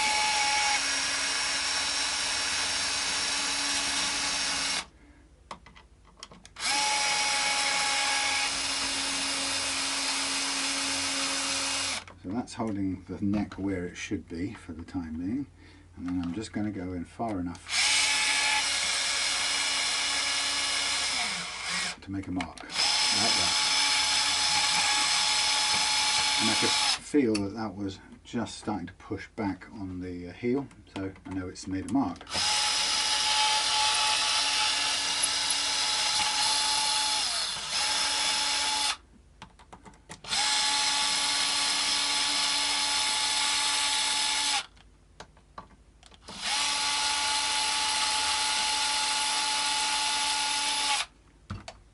Now, to be, that's interesting.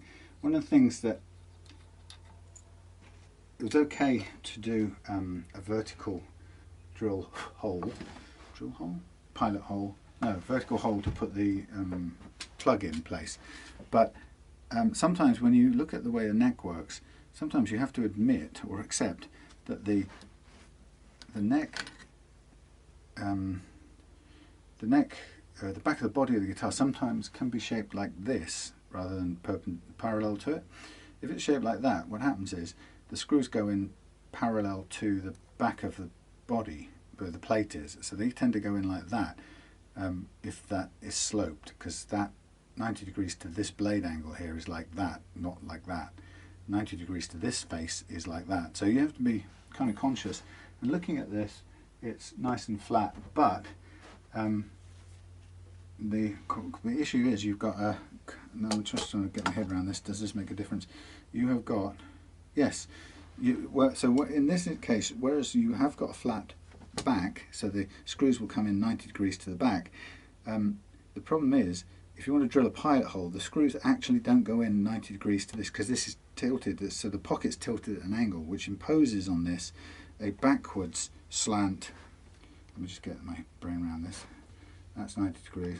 Yeah, it actually imposes a slightly backward slant on the hole going into here, and that is quite confusing, because when you come to drill it, how are you going to put that backward slant into this thing? Well, actually the truth is the only way you can do it is by putting an angle under there. There's something that will lift it to 3 degrees or whatever that is, 3 or 4 degrees. So there's, I mean, you won't get it perfectly, but so there's the angle it's got to be at, and what we're looking at is if that's the perpendicular, we're kicking up this back end away from the perpendicular this way. Sorry, parallel. That's the parallel, right? That would be a straight in 90 degrees hole. But what we're doing is we've got this angle which then tilts effectively. What does it do? I'll get my head around this. Now it's going into there. Let's take it to an extreme. That's going into there. What does 90 degrees look like there? We need to do 90 degrees to that. Yeah, it's going backwards towards the end of the neck.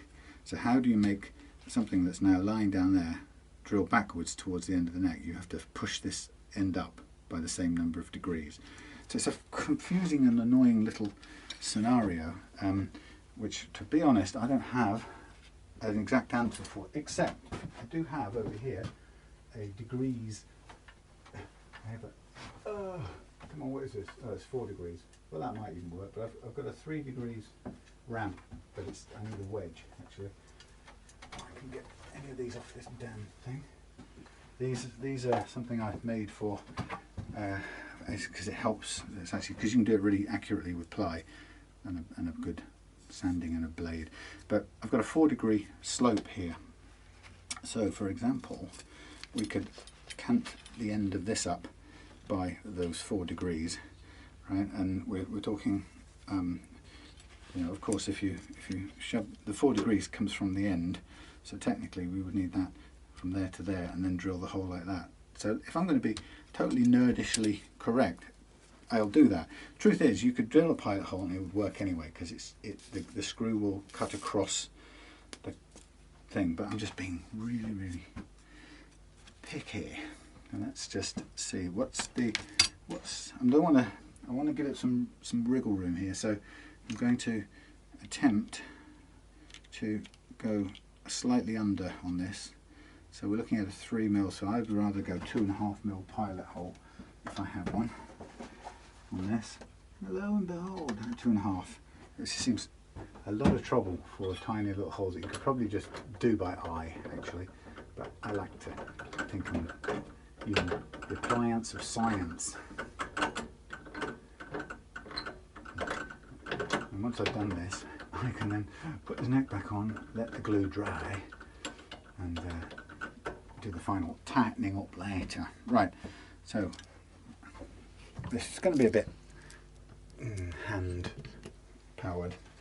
So the principle would be that the angle is from the beginning of here, or end of the heel. So we go like that off the end of the heel.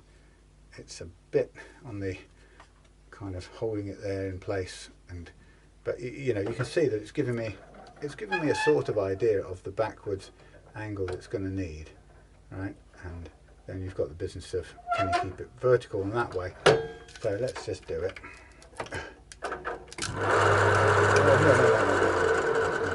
That's not in properly. That's going round in a horrendous spin.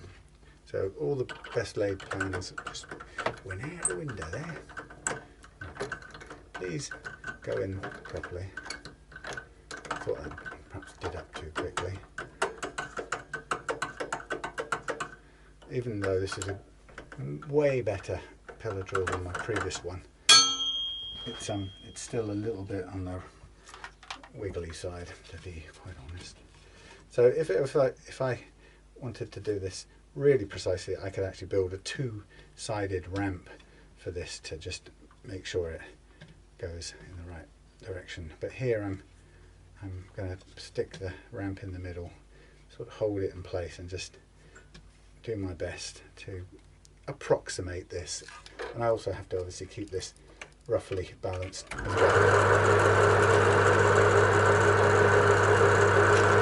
In the middle. Thank you.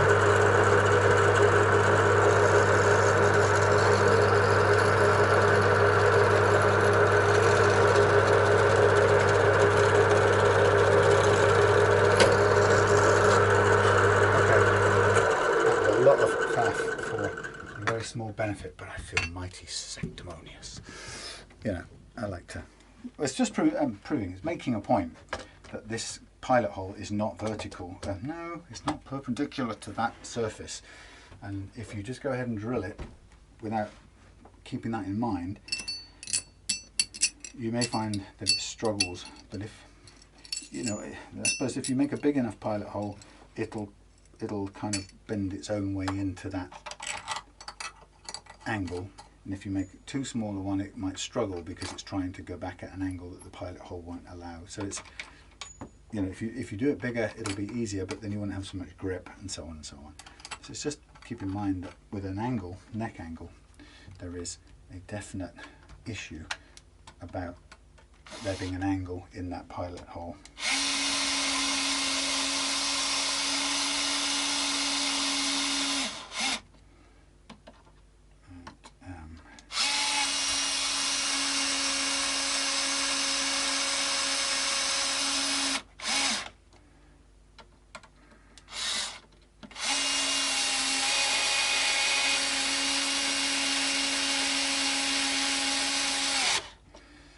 Okay, so now I'm going to drive this one in.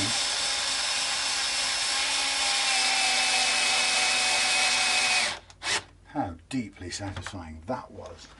Beautiful. Straight in, feeling it bite, no spinniness at the end. Yum yum. Last bit of hand tight. In fact, we're done with this. Well, we're done with this neck attachment. Lovely. Last bit of hand talking. Gorgeous. There you go. An extra for Al as a thank you for such a nice part exchange with that Antoria. Right, off with you. Done. Nerdy little pilot hole drilling done. Return the 2.5 thingy to its haunt. Remove these bridges. Bridges, no covers. 2.5 in there. Thank you. Safe. Door shut. As you know, I have to talk my way through. That's spare. Actually, I can't be bothered to preserve these strings for posterity because I've got so many spares at the moment for various alignment jobs like this. I'm just going to make my life a bit quicker and simpler by snipping them off like that.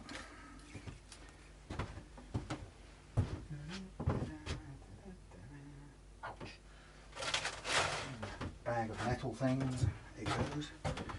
So that's a spare bridge, very handy. It's a cheap Chinese one. Nothing wrong with cheap and Chinese. The rally I just set up and sold had a cheap, I don't know, I'm sure it wouldn't be American made, but I replaced the original bridge with one of these, which is a copy of the Tone Pros bridge, which is wonderful. Low slung, low centre of gravity. It replaced this horrible generic thing which was on the rally, but that couldn't go any lower. And if you see, the saddles exist all above the low part of the bridge. On that copy, the Tone Pros copy thing that I replaced it with, the reason I replaced it is the action couldn't go any lower on the rally, and I wanted it to. That interesting American copy allowed me to immediately give me room to lower the action because of just the construction of the bridge itself, with the saddles ending up much closer or much lower down, which is brilliant. Very pleased with it. So I've got another one to use somewhere along the way when I'm building something, but I might order some more because they're so good. Right, spare me dangly, me angles and dangles can go over there.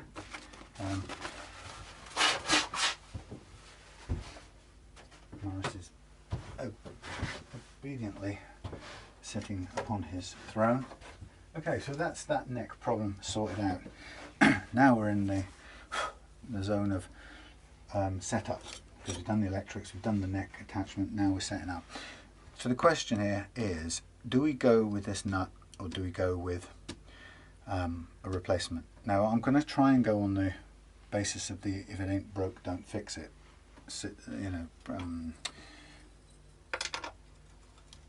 thing. Wisdom thing, you know what I mean. Axiom. I'm going to go with that axiom.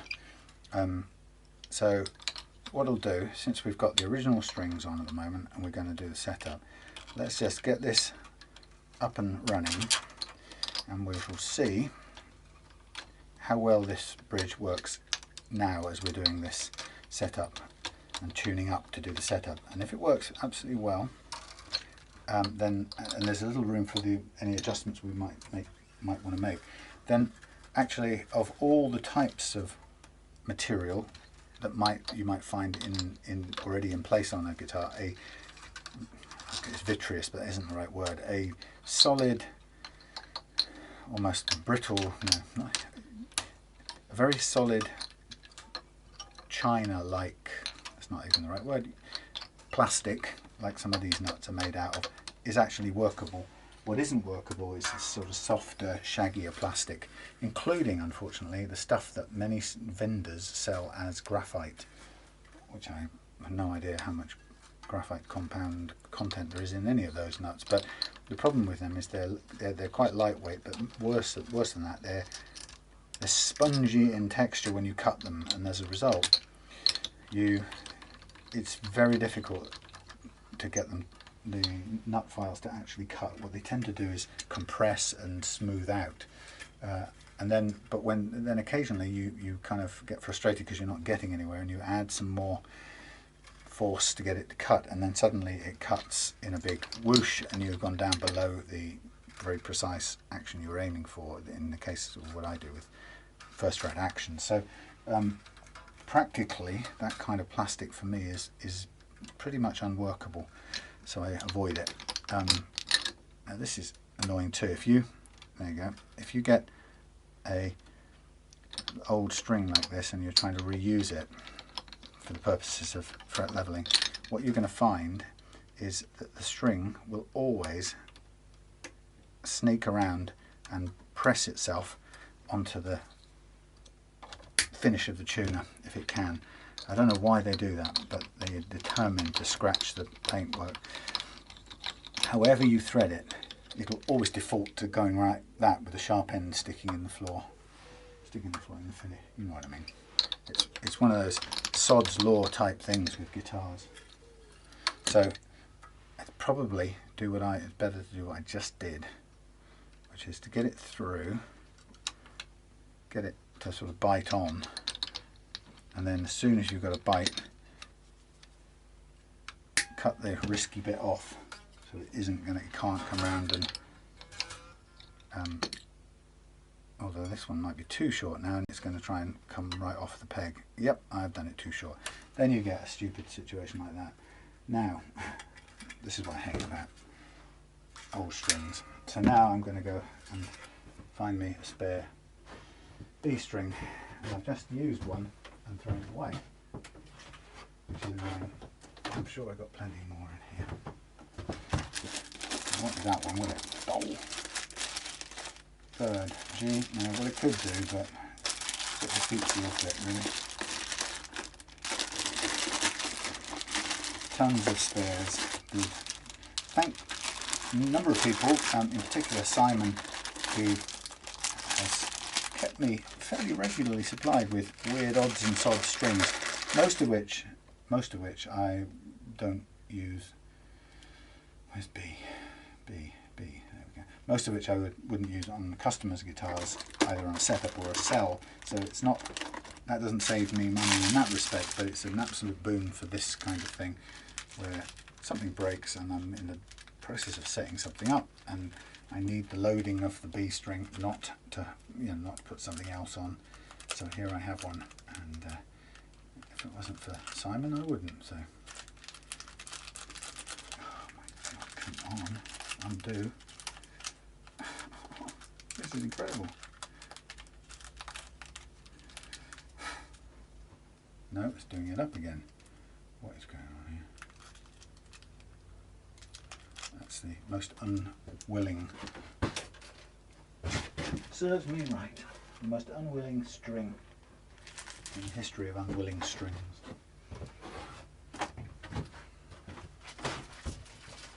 Right. This is definitely taking more time than I expected. But there we are. Right. Now the B, I mean, who knows what gauge this is, but right now, for the purposes of getting this done, whether it's a 10 or a 9 isn't too important, but that's a little salutary lesson. I was trying to avoid getting end scratch on the headstock by cutting the string short to avoid that, and with the plain unwound strings you just can't really get away with that. There has to be enough wind on to keep the string gripping. I've got too much on here now as it happens, but yeah, typically, so you can get caught out by trying to trim it so you don't get it scratching your lovely finish, and then you put too little through and it unwinds under tension, which is a total pain in the thingy. I'm just going to take off only enough that would stop it going through. and I'm going to pull on there a bit, but not much. I'm just going to start winding and take it from there and get as much as possible wound on to keep it in place. For the purpose of doing the fret leveling and this, the setup. Right, thank you very much. Right, so let's just do the first thing, which is let's get a basic tuning out of it. And now at this point, I'm going to be listening for how it tunes. Is it smooth? Is it progressive? And or do I hear any pings from the nut? Oh well.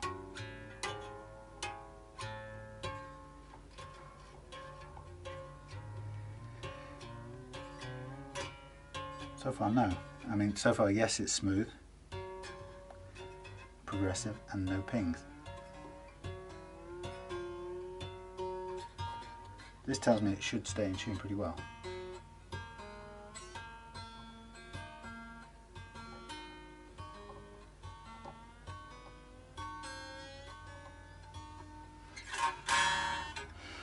Okay, so I'm going to just stretch it, because even taking the strings off and on will introduce slack back into the system, which will kind of detune at the first opportunity. So taking that slack back out is a good thing.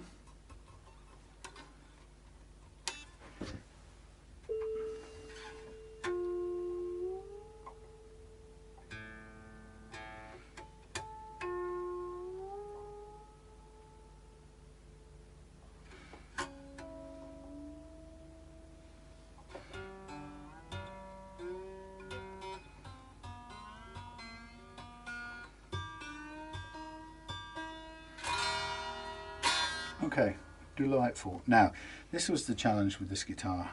Do we have enough downwards movement to set a decent action on this? Well, first of all, I think I'm happy with the nut. It's quite well cut already. A little maybe higher on this side than that side, but I'm happy with that. It works. There's no gripping. There's no sticking. That's a good start, and it fits the colour of the guitar. So it's pretty much not broke. So pretty much I'm not going to fix it. So I'm now going to dial down the offending high action on the bass side of this guitar, which will obviously put it out of tune as well. And I'm going to inspect. There it is. Going to see what we've got. Okay, 1.12 millimeters, something like that, and down here we've got exactly 1. That's pretty low.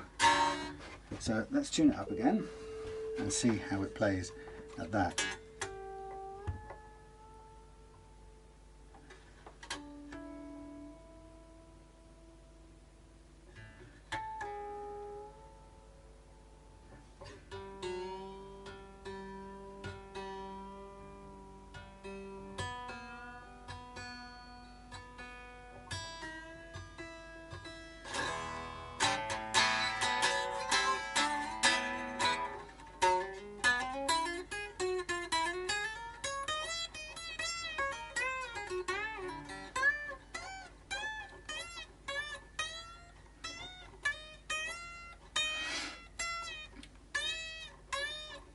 Eleventh and 12th again, just like the SG. A little tiny bit of relief, not much.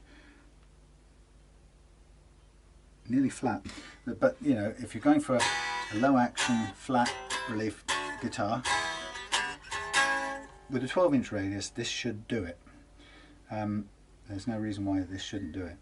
So, but remember, that's lower than I would normally go. So if we were to use this as the start point for treating the frets, then we're going great guns if we get this all playing and all the notes bending on this at this low action.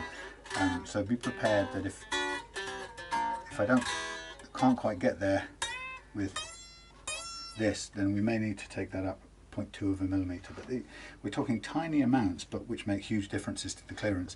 So you need always to be prepared to, if for example you have a guitar like this, I set it up really low, it plays at 1mm on that side and maybe 1.2 on that side. It's very, very low, flat neck. You've got plays great, and then maybe over time, or the humidity temperature changes, you might find that you're getting a little bit of choke coming back in. Then you need to be prepared to make a very tiny bridge adjustment. I mean tiny, and that will clear up, because you'll be only very close to the tolerance. I'll set, I tend to set it right at the bottom of the tolerance range. I should probably not do that, but I like to, for example, for Al, I'll say you can play it.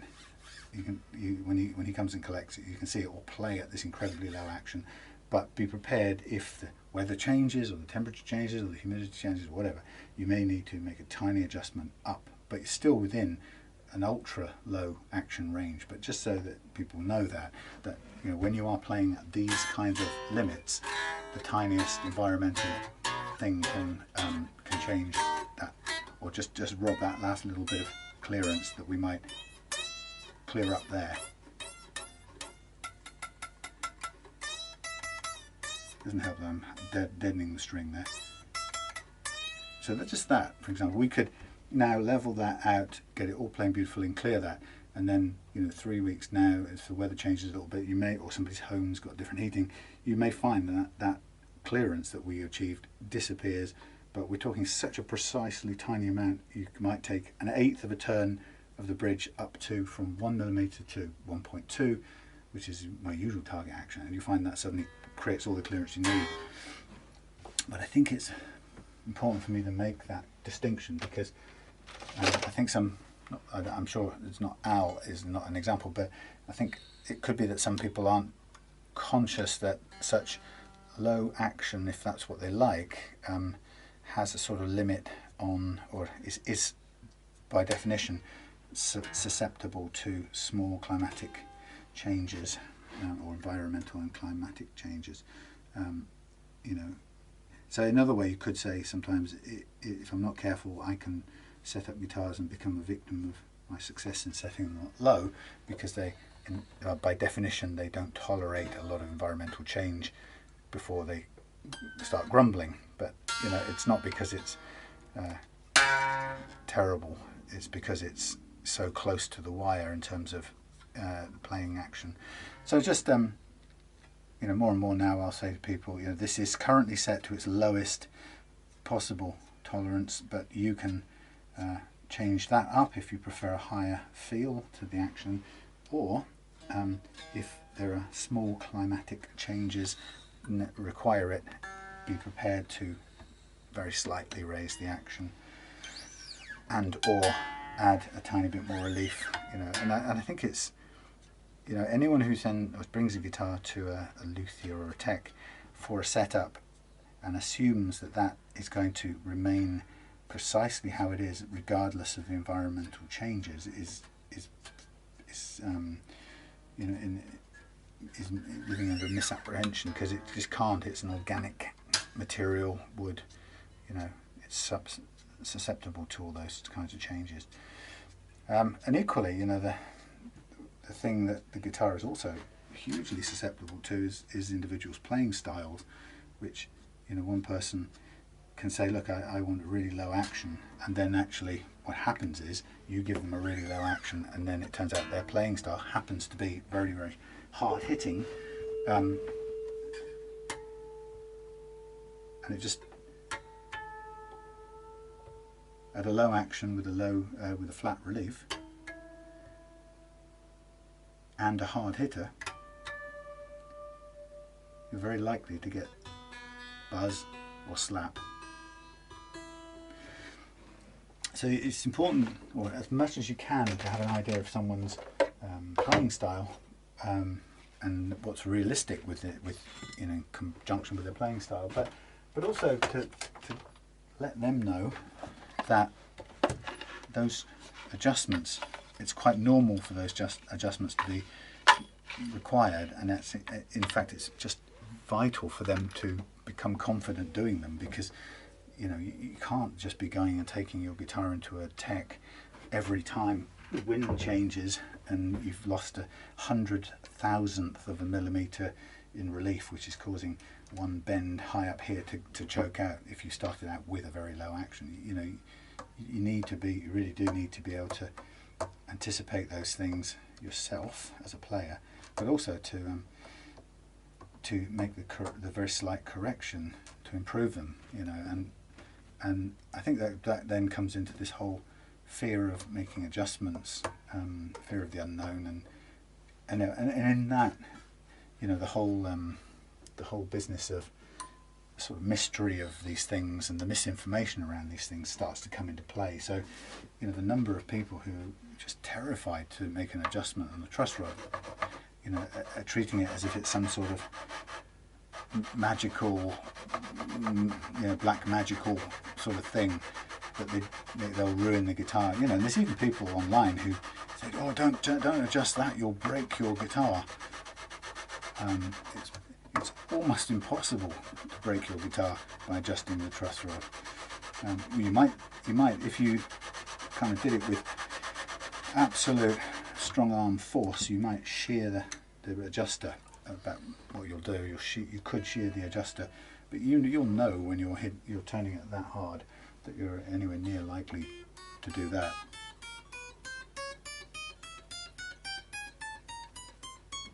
Lovely.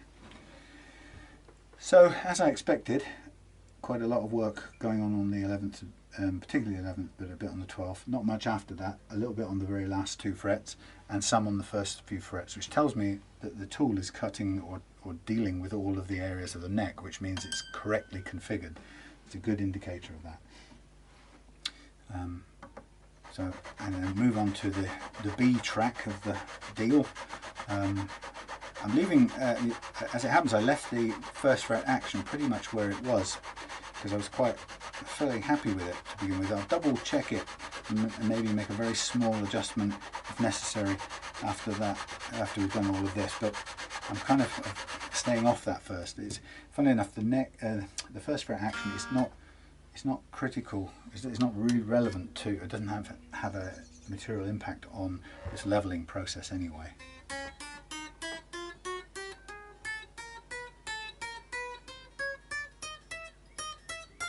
A little bit of fizz there, that's all.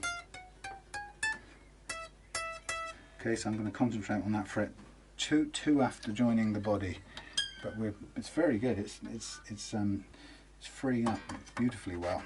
So I'm just going to, if you like, kind of focus, brackets, inverted commas, add a little bit more weight, just a bit of more hand weight to this end, just to free up those high spots there. Alright, that's all I'm doing. And lo and behold, pretty much gone. Now I'm recalibrating for the G slot.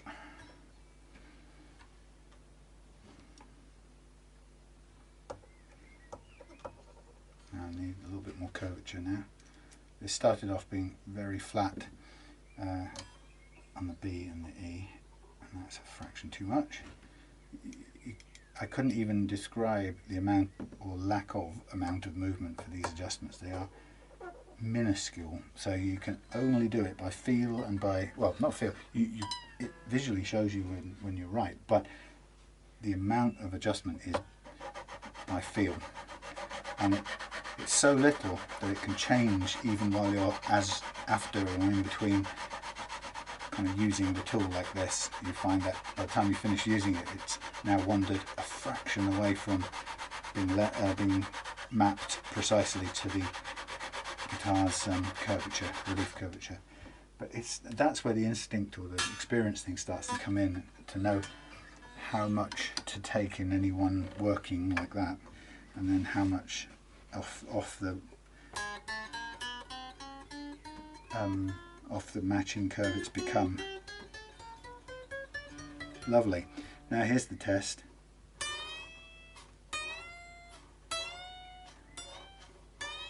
So, freed up those chokes. That's the way to do it. Now on into the D track. Again, recalibrate.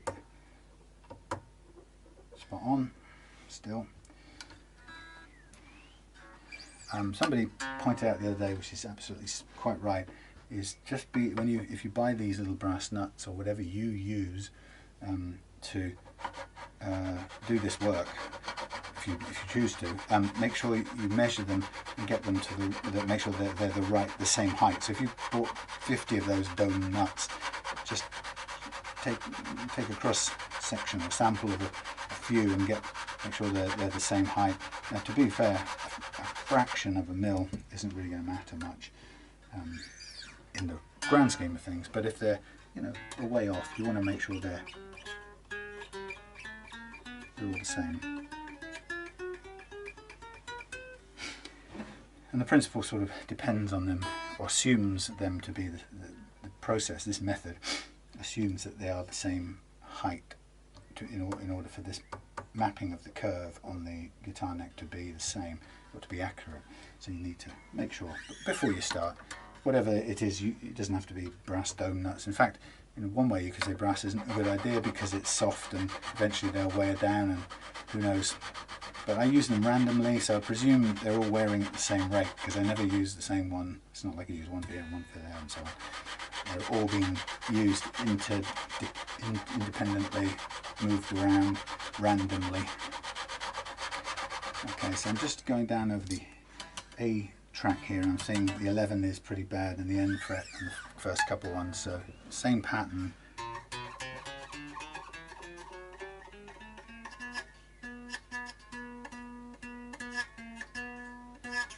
That's more fretting. Actually no, there's a little bit there, so got a low spot here on 12, I think 14 is low.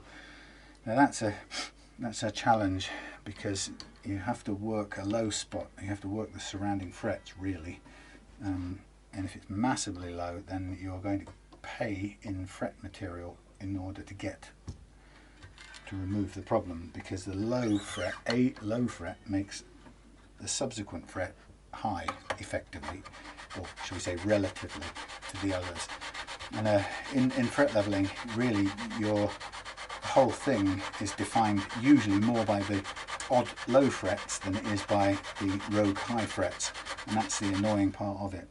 So to cancel out that problem, we go as far as we can to remove fret metal to even it up. That'll do. If we couldn't, if that's a little bit lower still and we're still getting that buzz and we've taken a bit of fret metal, then you just raise the action. That's the only thing you can do, other than remove the fret and replace it with another one, in which case you then have to get that fret down to the same precise level as all the others, which is itself a bit of a bind, or a bit of a chore. But anyway, so you're constantly having to rejudge the situation, and in that case, after a mild bit of fret leveling, that evened out, it nullified the effect of the low fret, so I'm comfortable we can just leave it at that. We haven't taken too much off the surrounding frets to get there, which is good, and we just move on. Now I'm expecting, because that one was low on 14 on the A string, I'm expecting that it will also be low on this low E track, in which case I'm sort of half ready to have to do a bit of extra work, extra fret removal, material removal down at this end to free this up, but we'll see, we'll see, we'll see.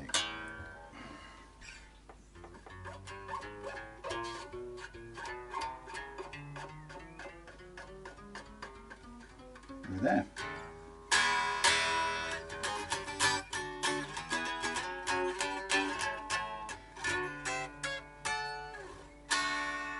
Fine. Okay, time for a natural break. For me, anyway. What's this? Oh, it's one of those fun little fret leveling files that I haven't actually used before.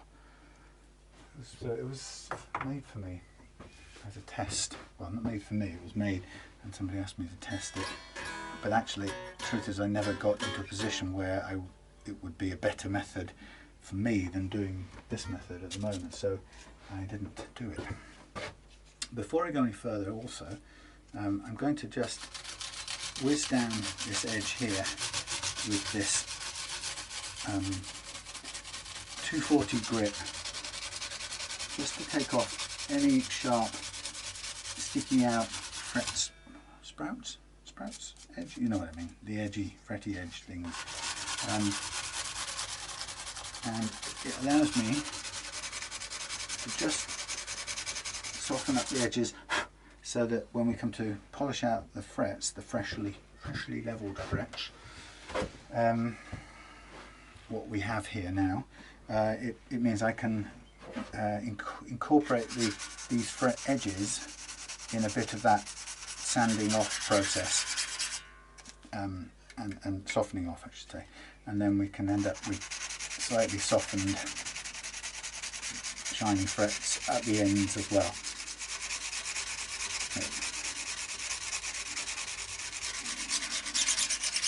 Don't mind it hitting the strings a bit as well, that's fine.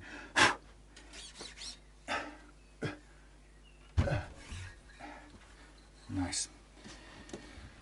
Okay, so now I'll just do one more thing before I go. Tell you what the next stage is. So next, I'm happy with. Let's just double check.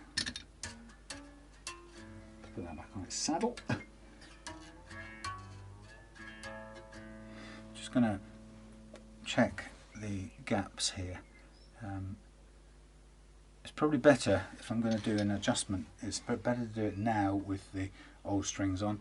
So I'm going to reveal my little set of thingies, and I'm going to use a 0.4mm gauge to go all the way across here, which is this here one, and I'm going to start from the G outwards. I think the bass strings are actually close. And so is this. This is not far off at all. I wouldn't want to mess with that too much. If I can help it, the principle is I don't want to do any adjustment to the factory slots if they are close, but I only will do it if they're a bit high and it's noticeable. So now I'm working this slightly inadequate saw on this very brittle, very solid, shiny plastic, which really doesn't want to cut down at all, which is why I sort of never like it much. So I'll try and use whatever different sides of the file I can.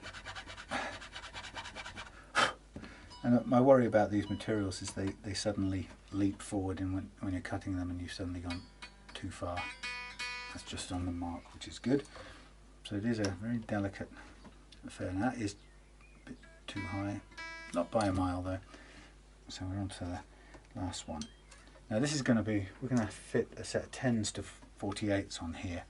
So I think Al said it might already have 11s on, so we may be just coming down a gauge, which is fine.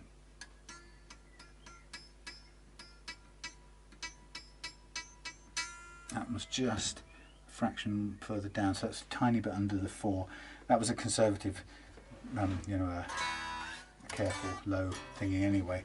Normally I would go 3, so I'm not too worried about that. It's just below the mark.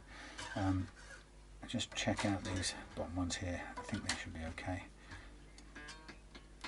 Yeah, see that one's already the same as the top E. So we're between 0.3 and 0.4, and for me that's close enough.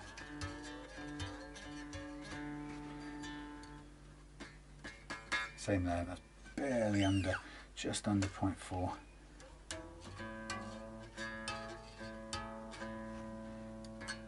That one's lower, but I'm kind of okay with that. It plays without any problem. So I'm not going to do any more adjustment in that department. What I'm going to do now is remove the strings, and we will bin these. I've got a spare set. Oh no, I haven't got. These are 11s. I don't need 11s. Very rarely use them. So I will chuck these away for the sake of space and not carting around too much rubbish. And then do I have to prepare anything for tonight's rehearsal? Got a new bass player coming along, so I suppose it's just go and play.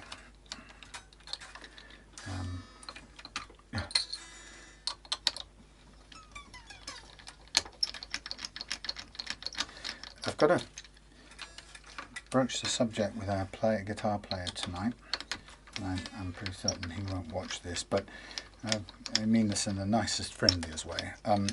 His amp that he's been using is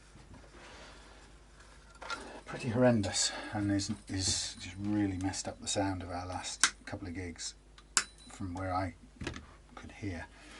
To the point where there was a couple of songs I actually couldn't tell what he was playing. It was such a racket, which is terrible. And then we have a tone problem in that respect, and we have a tuning problem. And it's a very common problem when you have a band of two guitarists. You know, when you've got to be really, really rigorous about keeping both guitars in tune all the time, and it's really hard to do. It can be hard to do, particularly if your guitar, for example, isn't set up like mine. And so, you know, we had this gig the other day, a couple of weeks ago now, and I was playing, most of the time I was playing my Oakcaster, no, it was my Trekkie, which is a little travel guitar with the headless bridge unit on it. And I know the reason I make them that way is I know they're incredibly stable tuning throughout live performances or rehearsals or whatever. So we played this thing, and I was completely confident. You know, I have my tuner in line all the time anyway, so I can constantly check. But I know for a fact that my guitar stays really well in tune, so I don't worry that it ever's going to wander radically off. But our other guitarist's guitar, from my perspective, was pretty substantially out of tune every now and then because of it going out anyway. I'm not sure how much he checked it, but then there was the other issue of a number of songs where, you know, we had to put a capo on or something, and two guitars putting two separate capos on need time. Even with the best Shub type adjustable capo, you're probably going to get some detuning unless you have a custom capo matched for your exact guitar and exact radius. There's always realistically going to be a bit of retuning needed, and then of course afterwards when you take the capo off. So you've got to factor that in. And the other guitarist, lead guitarist, was sort of kicking off into a song with the capo on, and I could tell it was not in tune, not in pitch. And then of course there was nothing I could do. You know, I could tune mine, you know, with the capo on, but it would still be pretty way out compared to with him. And then when you've got two guitars that are out of tune, it's horrendous. And so there were a number of songs that I just didn't play on for that very reason. And actually we had a similar problem before with our other guitarist. Basically, for some reason or another, this was actually, the problem had increased in the swap over. So I guess for me, what not great situation for me is to go meet for a rehearsal with a number of issues needing discussion, but the only time we're meeting is to just carry on rehearsing, not discussing or picking over what happened at the gig. So no reflection, and at the same time they're not going to want to reflect because they've got a stranger on board who's auditioning, inverted commas, to be a new bass player. So I'm nervous about this, I have to tell you, because I'm not the kind of person who can not say it. And it's not for any other reason than I want the songs to feel and sound good, you know, and I certainly don't want to be on the verge of walking out, which is actually what I was feeling like, because it was at certain points just so truly bad. I was embarrassed, and that's not, at my age, is not something I want to be feeling whilst playing songs for people. So I think that in itself is a big enough issue that I don't quite know how to broach the subject, and I don't really think it's going to be appropriate to do it with a new guy popping in for an audition. So I did. It's funny, it's that old managing relationships thing, you know, I did say something like, we get a, you know, we have a chance to talk through or discuss stuff, and there wasn't really any tangible enthusiasm for it. That's not very good. It's sticking and not coming off. Anyway, so is all I can really say, honestly. It's one of those weird things.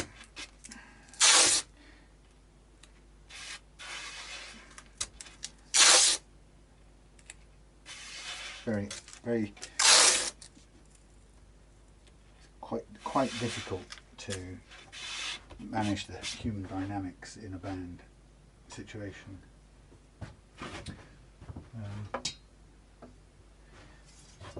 The thing that keeps surprising me is that I know where I was going to go for a break, but I won't. So I think that it does keep surprising me in the bands that I've been in. I always seem to be the one who wants to, I can say the only one actually, who wants to take a song apart, or, you know, analyse why something, if and why something isn't working right or sounding right.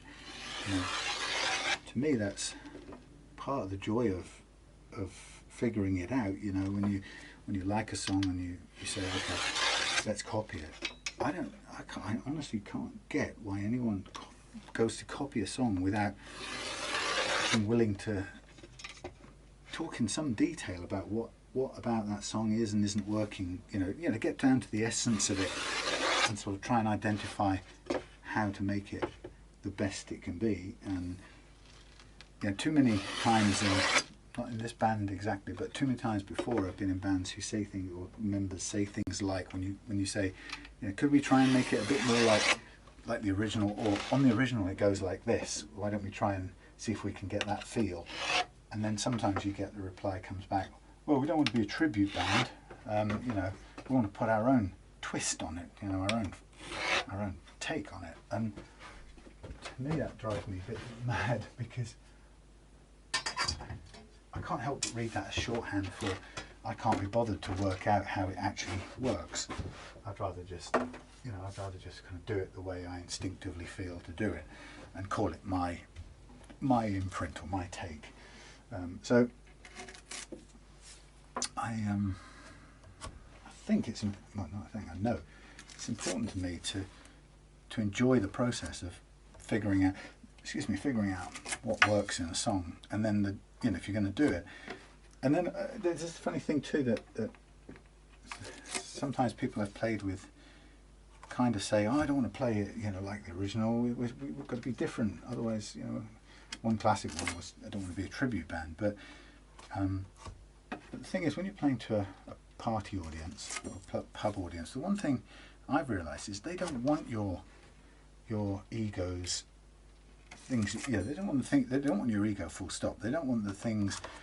They don't want you playing something the way you want to play it. When they hear a Queen song or a sing-along Beatles song, or a Rolling Stones, or what, all the classics, or a Hendrix or whatever, they want the thing pretty much the way they love it and know it. You know, they want to sing along with it, and they want it to be a good romping, stomping, dance along rendition of what they know and like. Now, I know people say then in response to that, they go, well, they could put a DJ on then and not have a band, and that's not the point. There's a feel to a band playing. But yes, of course, if they wanted just to hear the original thing, they could put a record on, or LP. Check my age, you know what I mean. But I still don't get it. My watchword has always been, if you're going to play covers, and I think covers are great fun personally, because when you play covers, when I've played covers, and when it's worked, the purpose of it is only one thing, and it's to have people who are probably having a drink or two and out for a good time. It is so that those people can get up and shake their bodies in time to the music, and or sing along, which are the two things they want to do. And they, at a party like that, they don't want to hear your latest heart tugging ballad or song, or they don't want to hear your original album that of tunes, your latest release that you think is going to change the world. They don't want to hear it if they're a part. I mean, some people go if they're your fans and they want to hear it, but if they're a pub band, a pub audience, or a party, they want to hear great classic songs that they can dance to. And the rule of thumb should be, if they can't dance to them, or at the very least sing along and kind of sway around and wave their lighters or whatever it is, then if they can't dance to it, we shouldn't be doing it. There's no point in performing in a pub some sombre, kind of long drawn out, tear-streaked ballad, heart-tugging ballad for a pub audience or a party audience. They are not interested. They're in for a good time. So you don't play House of the Rising Sun for a pub or a party audience, right? I mean, you can get away with it because they can sing along to it, right? Because everyone knows it. That's the only sort of get out of jail card you get with that song, right? But you play, I don't know, Lionel Richie all night long instead of that, or rather than that. You play something that they can dance to, I don't know, half a dozen Beatles songs instead of House of the Rising Sun. A dozen Beatles songs instead of House of the Rising Sun. You don't play. You don't even play Good Riddance, Green Day, Time of Your Life, or whatever it's called. Maybe you play Wonderful Tonight by Eric Clapton at the end, where some soppy people grab hold of each other and sway around and snog a bit, and it's a beautiful tune, and they can sing it and they can sway to it, right, with their loved one. Ticks the boxes, you can do it. But that should be, those are the criteria. It's like anything else that's a bit obscure or just incredibly noisy for the sake of it, if you can't dance to it and you can't sing to it, and you're a covers stroke party band, or a covers band playing pubs and parties, or sort of festival-y type events, if you can't sing to it and dance to it, rule it out. It's not happening. And then there's the other thing that kind of amazes me when you get into a band and people kind of throw up this huge list of songs, and people suggest all their favourites, right? And the one thing I've learned from playing in bands is, instead of proposing loads of lists of songs and kind of making a task of learning them and okay, we'll add that one, the simplest thing you can do in a band is to start playing something, and when let's call it 5, when if it's a 5-piece band, 80%, 4 out of 5 people can play along with it straight away, and it's danceable and singable, right? You keep it, whether it's your favourite song or not, right? You're ahead of the game if 4/5 of you can play it, and it's a popular, well-known song that people can sing and dance to at the kind of pub gig stroke private party you're going to be playing. Keep it. It's in. There's no question about it, right? Even if you think, oh, it's not my favourite, or I wouldn't have thought of that. Keep it in. You're there. You're 3/4. You're 9/10 of the way there. Anyway, but you can't do that if you have a strict idea about, I won't play this and we won't have that and I hate that and we can't do that, and anything that a crowd will enjoy because they can sing and dance to it, and the more of you can play it pretty much straight off, it's in, whether you ever thought of playing it before or not. But not enough people follow that advice. It seems to be much more complicated, so you end up spending weeks trying out songs that not only don't you really like, but they're not even winners from that perspective. They're not straight up, everyone can play them from the off. And the things that everyone can play from the off, by the way, an example of that is Ziggy Stardust that we've been playing with some guys that I play out in Saltash.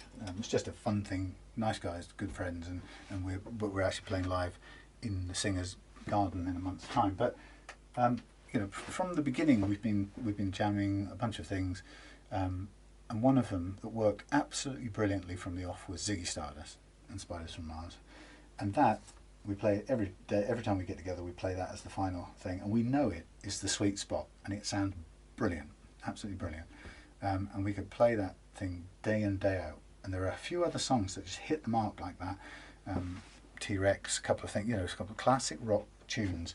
You know, All Right Now we did brilliantly. You know, just things that just flow immediately. They should be in from the start, and you stick to them. The things that just feel right from the outset.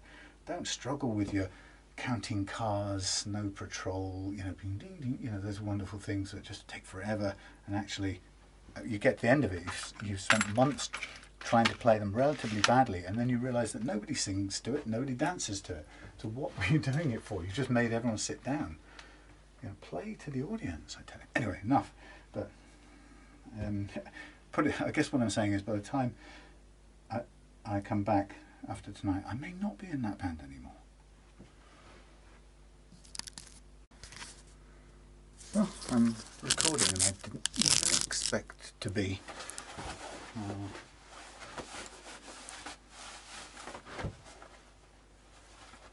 Second. Phoneo. Out of the way, EO. Right. Yeah, well, you can see I'm enjoying the British winter. The summer, I mean. Right. So I'm going to do this polishing, and then I'm going to come back for the restringing bit. See you in a minute. Good evening, we're back. Right, restrung. Ta-da. A slight tiny tweak to the truss rod because it was very flat, and partly because we've probably gone down a slight gauge in strings, so I've added a little bit of curvature to it. Tweak the action, so we're about 1.2 and 1.1 over there, which is very low, so I'm happy with that. It can always go upwards if that's too low. You can see I'm wearing my winter clothes because it's bloody freezing here. Now I'm going to do the intonations, and then we're pretty much done. So, of course, not the good thing really for doing on the bench really needs the thingy strap, but I can't be bothered to put it over my coat right now, so I'm going to do it like this.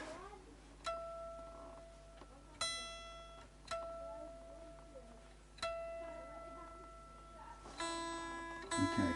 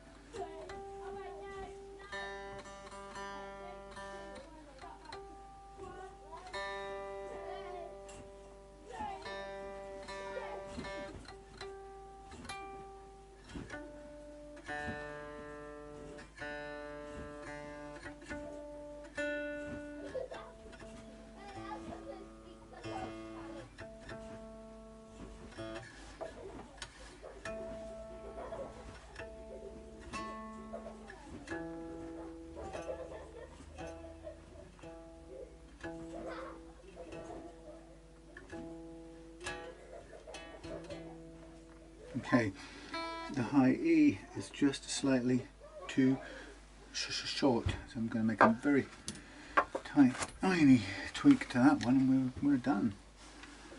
Everything else is in good shape, as always. God, this is really unstable.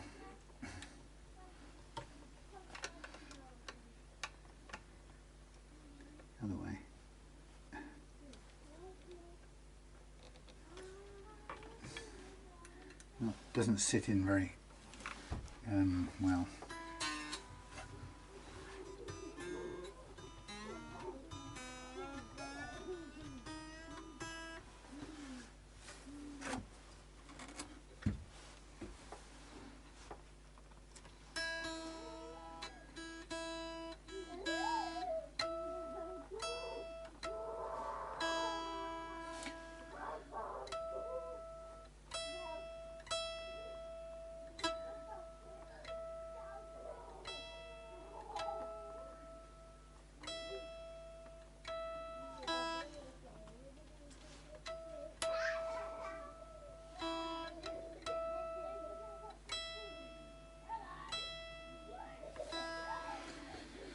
Fraction sharp, although it doesn't look it, the pattern on here looks right, but I'll go with what the tuner's telling me to the tiniest degree.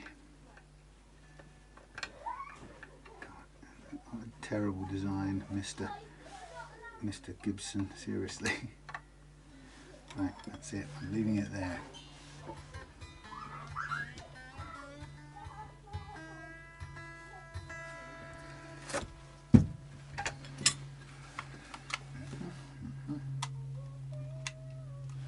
Right, just put the truss rod cover back on. We will be pretty much done. We'll have a quick listen to see how it sounds.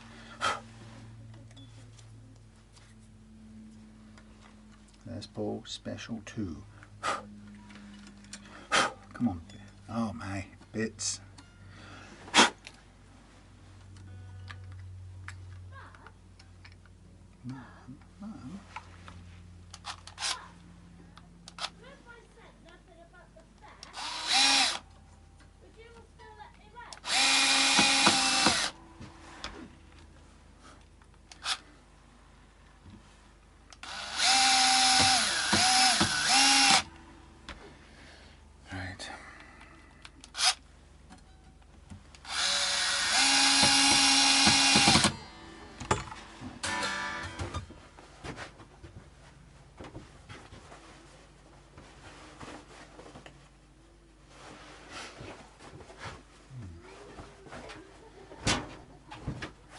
I need to be looking to buy some new fret wire. I'm out. Well, I've got 2 guitars worth left, but I need some new stuff. I don't feel comfortable if I haven't got a pound of fret wire in the house. And my supplies are empty.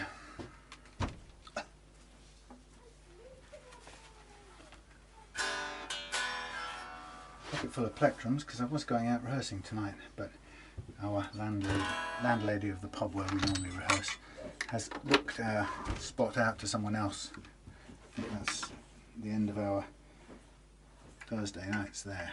It was a pretty good deal, to be fair.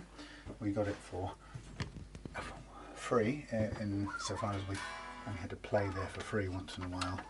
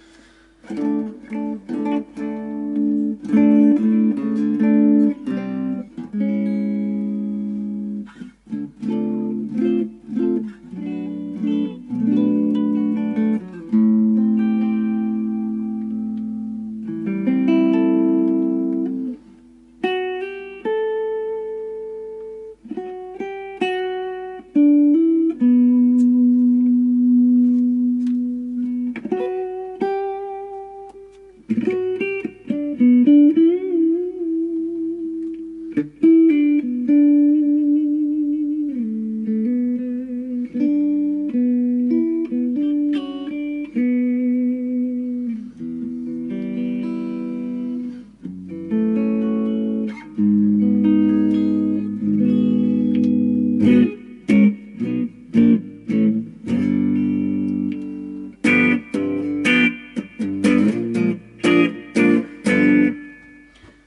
all sounding alright.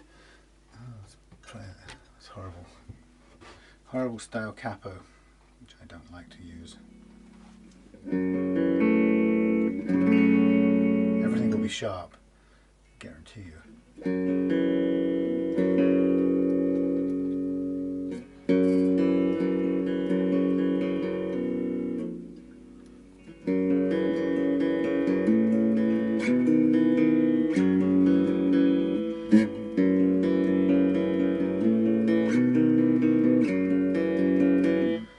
See, that's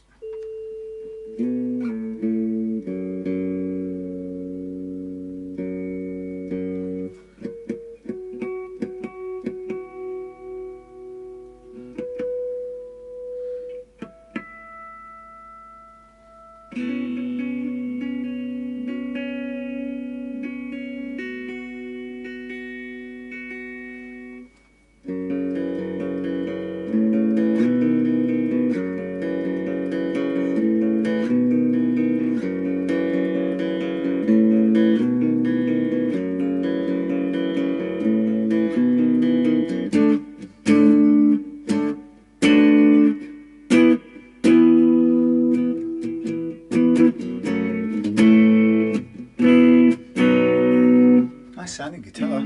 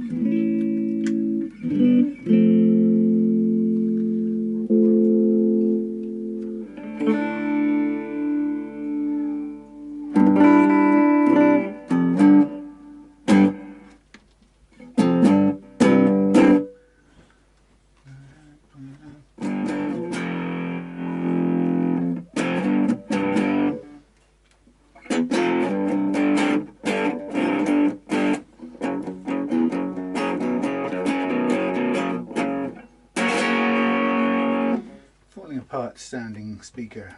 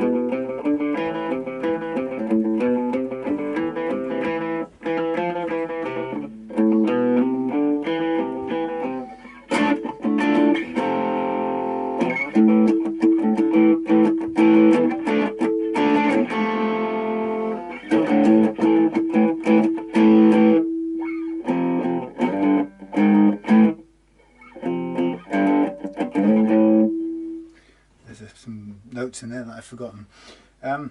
Okay, so I'm happy with that. Nice sounding Epiphone Les Paul Special 2. Typical state of repair. Needed setup, change the pickups, and what was the other thing? Oh yes, and just a repair to the worn out neck bolt. Just one of them really, just got a bit tired. That's because it's going into some sort of basswoody type thing, softish wood, and doesn't take to having screws put in and out of it. That's why I like the threaded insert and bolt approach, because you can take that on and off a lot more. But there we have it. There's Paul Special Epiphone. Not bad for a budget guitar. Great fun to play. You could never run out of fun, having fun playing this thing. Simple, straightforward, and actually with a setup as good as many things costing 3-4 times as much. I think I'm really impressed by these things. The original pickups, I like the sound of those too. I don't find these hugely that much different, but still nice. Nothing to worry about. So there we go. Thanks for watching, and we'll move swiftly on tomorrow, or I think tomorrow, to the next in the series, which is the mysterious red Strat. A very special guitar, means a lot to Al.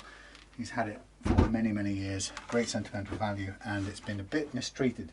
So my job will be to try and discover what's happened in the past, shed some light on that, and also make it back into the guitar that it's never been quite since it was tinkered or improved on by a guitar tech somewhere. So look forward to that. So I'll see you on that one shortly.